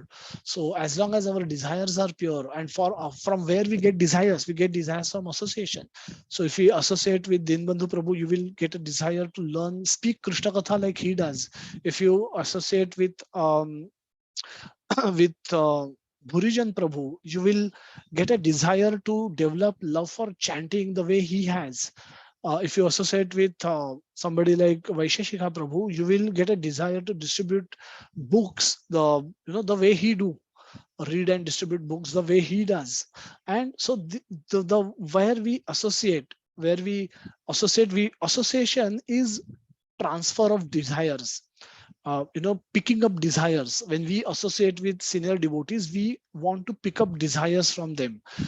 We cannot give desires to them, and because they will not take our association. When we come in contact with senior devotees, we have to take their association, and taking association means taking their desires, picking up their desires, whatever their desires are. And because what they desire, they do. Like Madhav Prabhu will do, Lokanath Maharaj will chant Hare Krishna Mahamantra beautifully. He will sing for hours Hare Krishna Mahamantra very beautifully. Now, this is his desire and this is what he do. So there is no difference between what they desire and what they do. Now, this is what they desire, they do. By associating with them, we also get those desires. We learn these desires. We acquire these desires. And for this is called taking association. And giving association, they give this association because they're allowing us to pick up these desires from them. They don't restrict, they don't block, and they don't stop us from because they want to spread. They want everybody to become devotee. They want everybody to become Krishna conscious. So that's what their mood is. That's why Vaisheshika Prabhu comes online and talks about book distribution passionately. And he talks about book distribution passionately because he used that mode of passion in service of Krishna. He goes out, he's active. He goes out on the streets distributing books written by his spiritual master, and he could be acting in the mode of passion, but that passion is transcendental passion, because he's not acting for that passion is not the same passion where a bookseller is selling book to earn more profit. The activities are similar, but the results are transcendental in first case and material in second case. So one has to cultivate right desires and then get associated with right modes. And the modes at the moment of death will have long-term impact on us, where we progress or regress, what happens to us after that. So it's appropriate, or it's one should always cultivate proper desires. And desires, for cultivating right desires, one should get right association, because we will get our desires from our environment, from our association. And hence this is the most important aspect of our spiritual life, is getting connected. Yesterday Prabhuji said that you get connected with parampara, but for us, getting association is the most important. Getting association from senior Vaishnavas, that is the most important, because that association will help us learn the proper desires, to express proper desires. When we have proper desires, proper modes will get activated in us, and then our life can remain steady in the midst of choppy waters also. So the modes at the moment of death will have long-term impact, as we can progress, stay where we are, or go in the lower species of life also. Hence, we must take due care to make best use of our lifetime to transcend the modes and attain Krishna ultimately. This is again not possible without association. So we'll stop here. This is our facility for taking association. This is a picture of Vaisheshika Prabhu. He's from he's from San Francisco temple. He's based in San Francisco, but travel around the world, encouraging, motivating devotees to come out and distribute book, read book. Chad or chapter a day is his creation, that he encouraging that everyone to read one chapter every day, and therefore get associated with Prabhupada, take association from Prabhupada, read Prabhupada books every day, and also distribute Prabhupada book every day, because book is the basis. Book is the most valuable thing, that legacy that Prabhupada has left for all of us, along with his lectures, letters, and temples. But unless we associate with Prabhupada, we will not be able to get the right desire, and wrong desires in us will activate wrong modes and will lead us to uh, will keep us bound in the material world. So let's endeavor, do our part for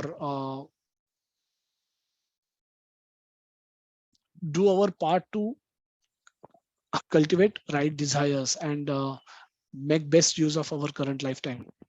So we'll stop. We'll take any questions if anybody may have.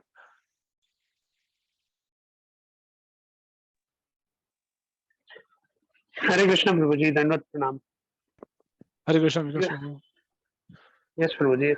As always, your sessions are always enlightening, and you have cleared a very great aspect actually in our lives, that it so happens in, I don't know that it happens with everybody, but it used to happen earlier with me, that I used to think on something else and I used to work on, means work line used to be altogether different, and I the third aspect of the particular thing was totally altogether different.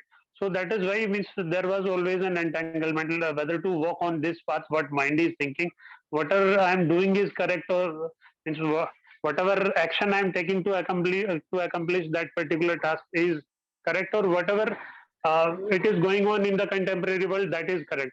But ultimately, as you wonderfully mentioned, that ultimately it is the association of devotee, because through the association they explains wonderfully from the verses, from the shastric point of view, that this is the actual path, this has to what is to be taken in life, and it is to be contemplated upon, it is to be acted upon, and this is the line of action that is to be chosen.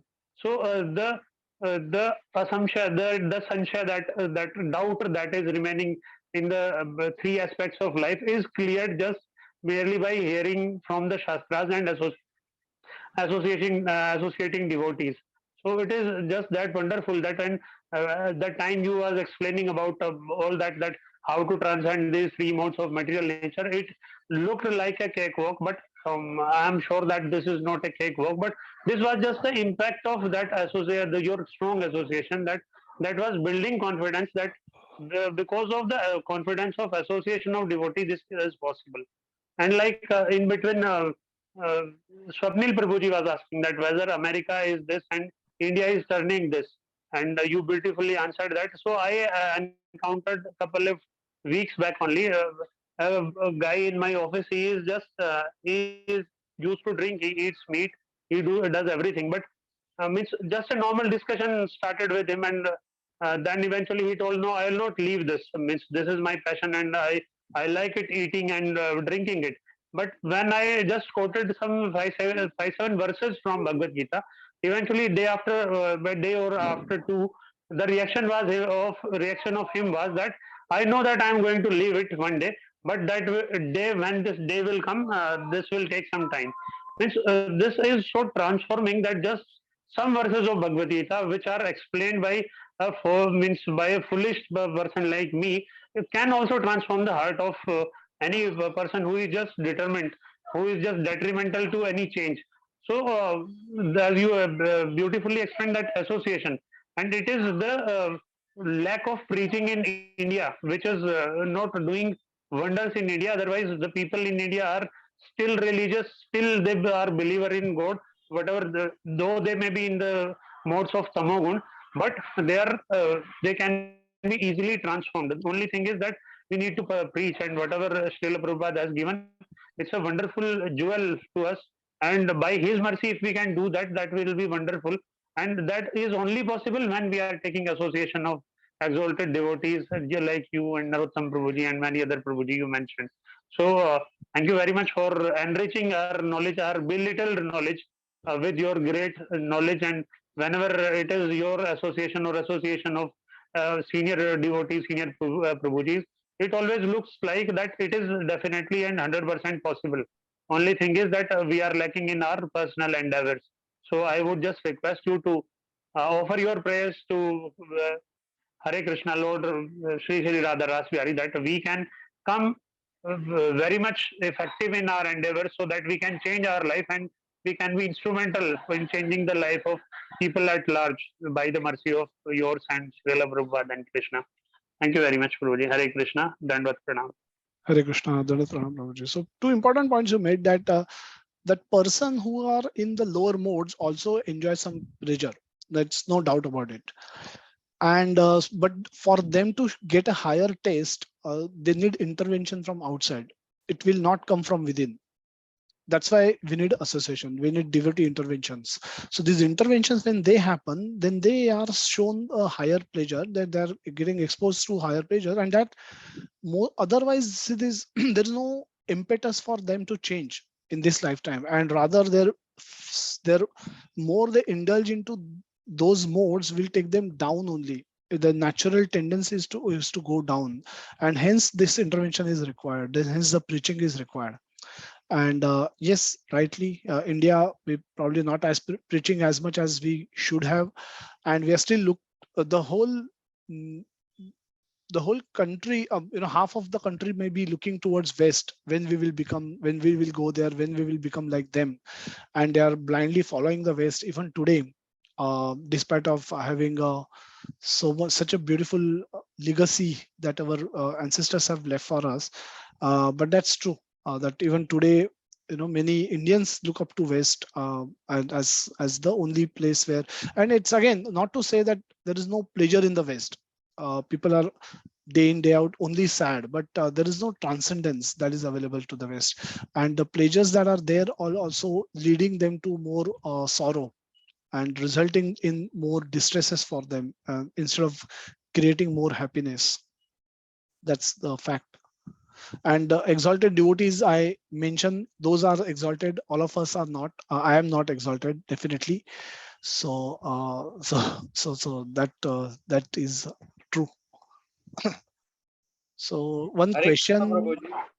Prabhuji, I just take one question from Bhagwat Kumar Prabhuji, that are there any prayers for ending session? So normally, Prabhuji, sessions are ended with Narsimha prayer when we are in classroom setup, and soon, hopefully, I'll probably be engaged in that service. So I'll probably then end the session with Narsimha prayer, but we're not able to do that lot during online sessions. But in the temple, when you come, we always end with kirtan. So there's a kirtan at the beginning, Mangalacharan prayer, followed by like katha, and then ending with again kirtan. That's a format Prabhupada has given, and everyone follows that. Now we are not good in singing, so we play kirtan, but very beautiful kirtans are there. Krishna Premanand Prabhu does very beautiful kirtan. Narottam Prabhu's kirtan is very ecstatic, and many other Prabhujis are in good in that. So we try and do in classroom setup, we try and sing, but we end sessions by Nasima prayer, and then we take prasad. Yes, Prabhuji. Ashwini Kumar Shukla Prabhuji, सतोगुण रजोगुण तमोगुण से शुद्ध सत्व के ओर जाने का उत्तम साधन सत्संग है. Yes, Prabhuji. So again, it's a way to understand this कि अगर हम कोई गुण में हैं, even if I am in a sattva guna, I am knowledgeable. I feel I have a superior feeling than others. I am happy. I am happy because these are the characteristics of a sattvaguni person. The sattvaguni person remains happy. We at times have better sense control. He at times have better self control, mind control. So one is not hankering. So one is not distress, but one is not transcendental. Now this is something that one has to explain. So this, unless there is an intervention from the outside, a sattva-guni person will never want to become a devotee. But sattva-guni person is easier to make a devotee out of him, because he's already acquired a lot of good qualities. Just add bhakti to it and then he becomes a very nice devotee. Rajoguni person can also be engaged in devotion, because eventually he can get elevated to sattva guna and become fixed in bhakti. But this movement, elevation, requires some intervention from outside. Otherwise, there's a famous story that in Bhagavatam it comes that Indra ko ek shlap mila tha. Indra was cursed and he became a sewer. He became a pig on the Bhuloka. And then he had many wives, many kids, and living a nice life. But and that effect of the time duration of that curse got over. And I believe Narad Muni comes back to come to him, asking him to, Narad Muni or Brahmaji, they come to him saying that, Indraji, aap chaliye, you give up this body of pig. Now your curse time is duration is over. Now you can come back and acquire your chair of Amravati. You become Indra again. You become king of all demigods again. And Indra refuses. Indra says, what are you talking about? How can I give up my body? I have so many wives. I have so many children. I have such a beautiful place here. This is where I eat whole day and whole night. The ample food is available. And what do you, I have nothing. I have no other desire. I'm perfectly happy.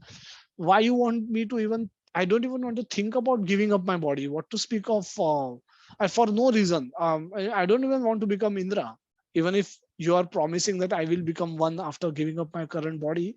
But I have no desire to become Indra also. I am perfectly happy in this current state. So there is some happiness in everything. Whatever one may find attractive, Krishna says it is because of my spark.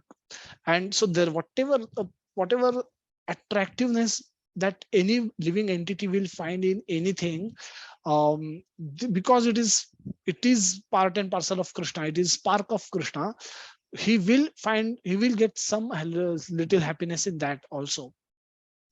However, when we understand there is a higher happiness, when we understand, when we are doing good, when we understand better, we endeavor for better. When when we are doing better, but when we understand there is something best that exists, and then we endeavor for best. And when we know that there is a transcendence that also exists, when we elevate for that also, we endeavor for that also. And unless we desire for it, unless we endeavor for it, we cannot get it. It's as simple as that. And hence satsang की बहुत जरूरत होती है. It comes from outside us. It is, ये अंदर से नहीं आएगा.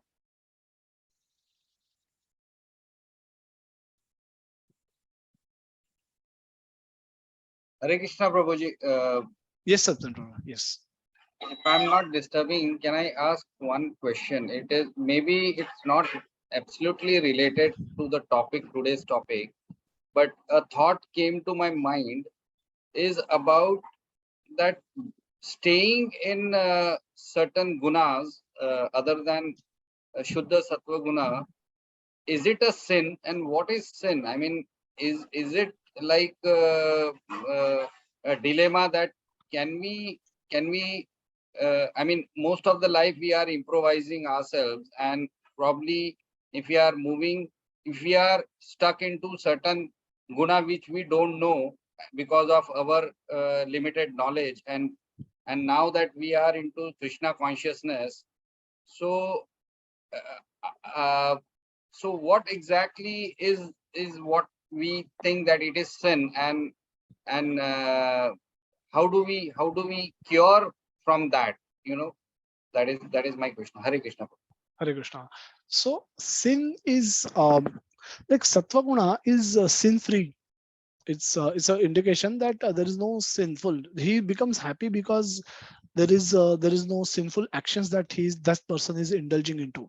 So a sattvic person will remain reasonably happy person. He will have reasonable knowledge also.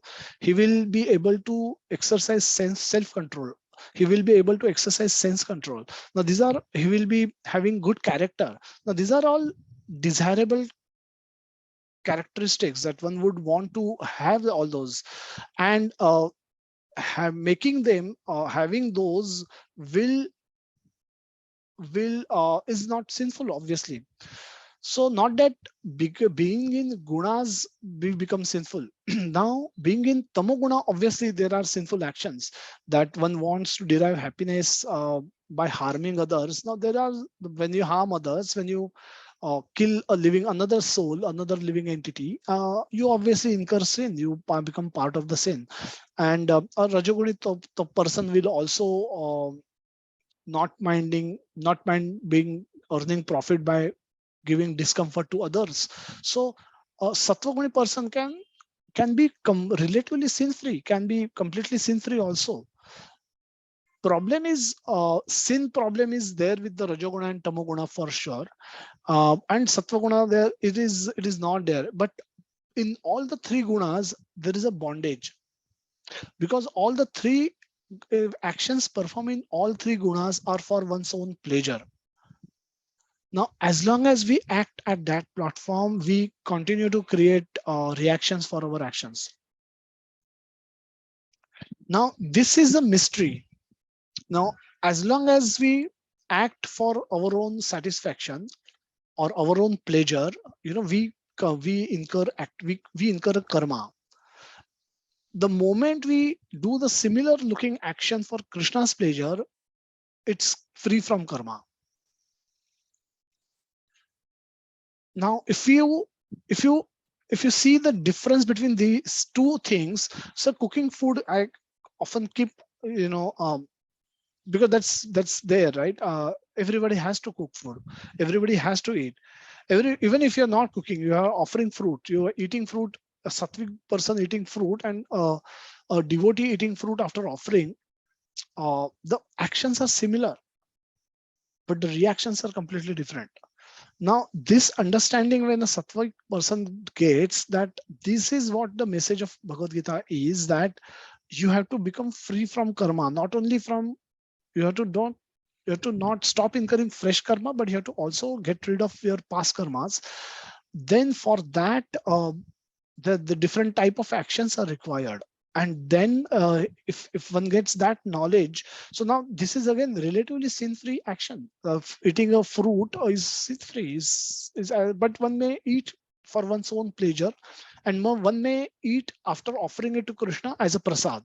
Now, one way, while eating fruit, when you have the mentality that this fruit is eaten by Krishna and I'm taking this as prasad, and I thank Krishna for giving it to me, in that gratitude, I eat the same fruit, and the first person is eating it because he had money, he had he had acquired the fruit, he got the purchase the best quality fruit from the market, he has, from the money that he has rightfully earned, ethically earned from doing a business or working as a where somewhere.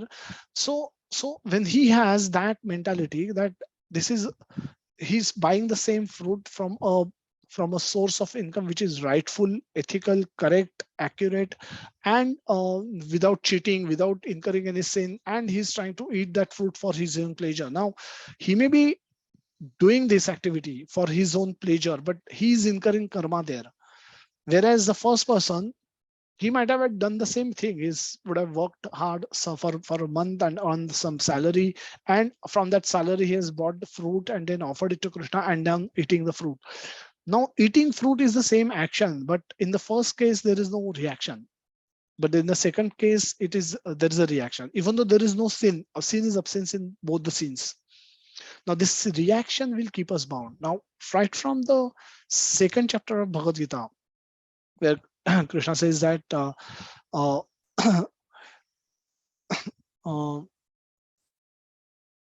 एशाते भीता सांख्ये बुद्धि योगा त्वमाशनो बुद्ध्या युक्तो या पार्थ कर्म बंध प्राससी. So right from 38th or 39th verse of Bhagavad Gita, 37, 38, 30, 39th verse of Bhagavad Gita, Krishna has introduced this karma bandha prayasasi, and then goes on explaining this at various stages, that this is the root cause of all your problems. That if you will incur karma, you will get fruits of that karma.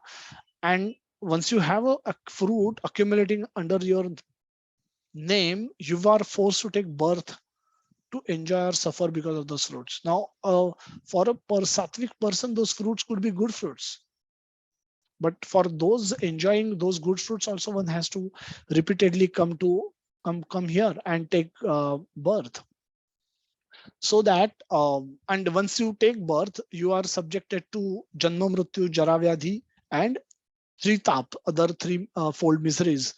And during this, again you suffer, and again while giving up body you suffer, again taking birth you suffer, and during the lifetime you suffer due to old age and diseases. So the cycle of suffering continues. The cycle of birth, instead of saying that it is a cycle of suffering, continues, and the way out of this cycle is to go back to Krishna. Now this is the facility that is only available to a devotee who is desiring to transcend even sattva guna and come to a devotional level where he is doing everything for Krishna. He is offering fruits of everything for Krishna. Whatever he gets, he is offering it to Krishna. Whatever happens in his life, he give credit to Krishna. Yesterday I asked a question that uh, when Prabhupada was given a cabin that was used by Srimati Moraji herself, so it was a very well furnished, nicely done up cabin. Srimati Moraji was the owner of that shipping company. So it was a very comfortable cabin that Prabhupada was allotted. And then Prabhupada writes in his diary that he thanked Lord Krishna for giving inspiration to Srimati Morarji to give this nice cabin to Srila Prabhupada. Now, where is Lord Krishna? You know, that Srimati Morarji said to that captain that give this cabin to him. Now, and captain allotted that cabin to Srila Prabhupada. He was the only passenger. Everybody else was crew members. But Prabhupada is thanking Krishna because for him, everything is Krishna. Everything, his complete dependence on Krishna. For him, Krishna matters. Nobody else, everybody else matters later. So he thanked Krishna to inspire Srimati Morarji to give him that cabin. That's his complete dependence. That's how it is. So Vikas Prabhu says that Krishna willing, we will meet, we will continue chanting tomorrow also. That's true. Krishna willing, many people will not see the sun tomorrow. Many people will not see sunlight tomorrow. They will give up their bodies and then will go.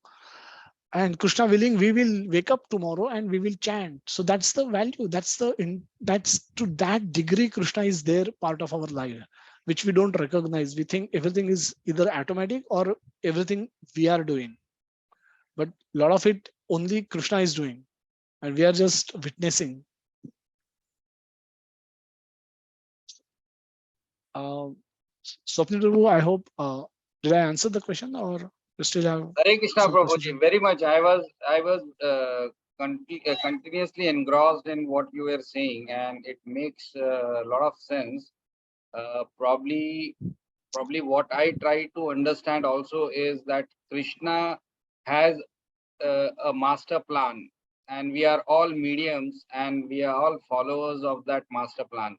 Please advise if my thinking is correct, or probably you may need to advise more on that, Prabhu.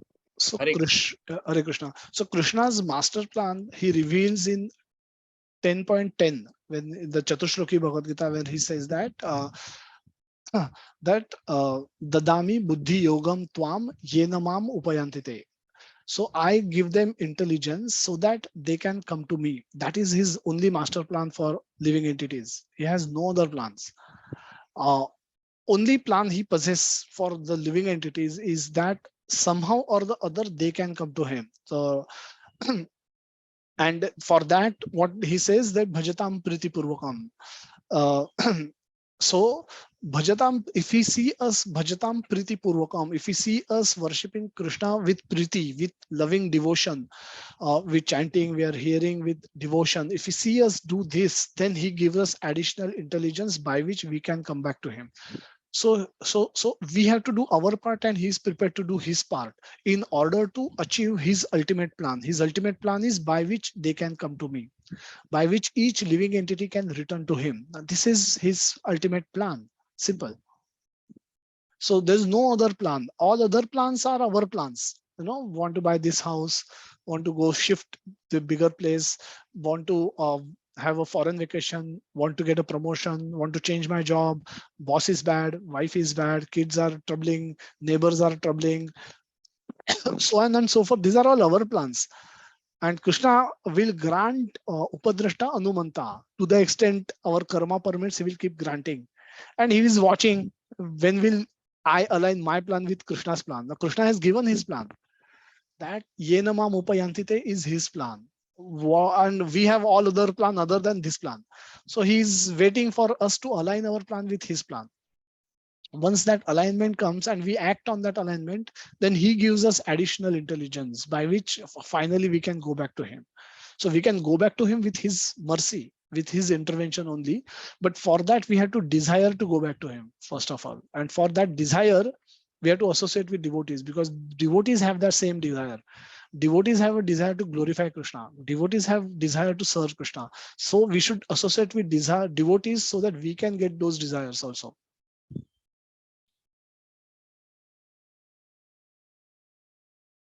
Thank you very much, Prabhuji. Hare Krishna. Dandavat Pranam. Hare Krishna, Prabhuji. No more questions on the keeping my mind in the corners. Yes, Roji. As long as we hear Krishna Katha, our mind is in transcendence. Problem happens after that. We should be able to keep mind in transcendence even after Katha gets switched off. And by practice, we can be there. Hare Krishna. So I think we're done with the questions and the chat box also. So if there are no more comments, we can end today's session. Thank you very much, everyone, for staying back. It's late, 1:22. Sorry about the sorry about the session getting delayed beyond 1, but I hope it was still useful, and hope to continue seeing you all attend subsequent sessions where we will endeavor to learn from 15th chapter, which is one of the most beautiful chapter of Bhagavad Gita. 15th chapter is Purushottam Yoga, and 16, 17, 18, and we'll hopefully be done with the Bhagavad Gita shortly. Please keep attending all sessions and keep chanting, keep hearing more Krishna Katha, and developing our desire to go back to Krishna, and then acting on that desire as well. Hare Krishna. Hare Krishna, Prabhuji. Prabhuji, you don't have to be sorry. We should be very thankful and very blessed. Hare Krishna, Prabhuji. Our association with you. So you should, we should be sorry. In fact, asking you questions and getting the answers. But thank you very much for your for the thoughts and for the nectar what you have given us. That's a blessings to us. Thank you, Prabhuji. Hare Krishna. Hare Krishna. Hare Krishna, Prabhuji. Dandavat Pranam. Hare Krishna, Shankaranand Prabhu. Good to have you in all sessions. Hare Krishna, Bhagavat Prabhu. Hare Krishna, Prabhuji. Dandavat Pranam. Thank you for the wonderful class. Hare Krishna, Mataji. Thank you so much. Thank you, Prabhuji. Hare Krishna, Prabhuji. Hare Krishna. Hare Krishna, Twinkle Mataji. Hare Krishna. Hare Krishna, Prabhuji. Dandavat Pranam. Thank you so much. Thank Hare you. Krishna, Prabhuji. Hare Krishna. Dandavat Pranam. Mukesh Prabhu, good to have you back. Hare Krishna, Prabhuji. Thank you so much. Hare Krishna, Mataji. Thank you. Hare Krishna, Prabhuji. Thank you so much. Hare Krishna, Mudita Prabhu.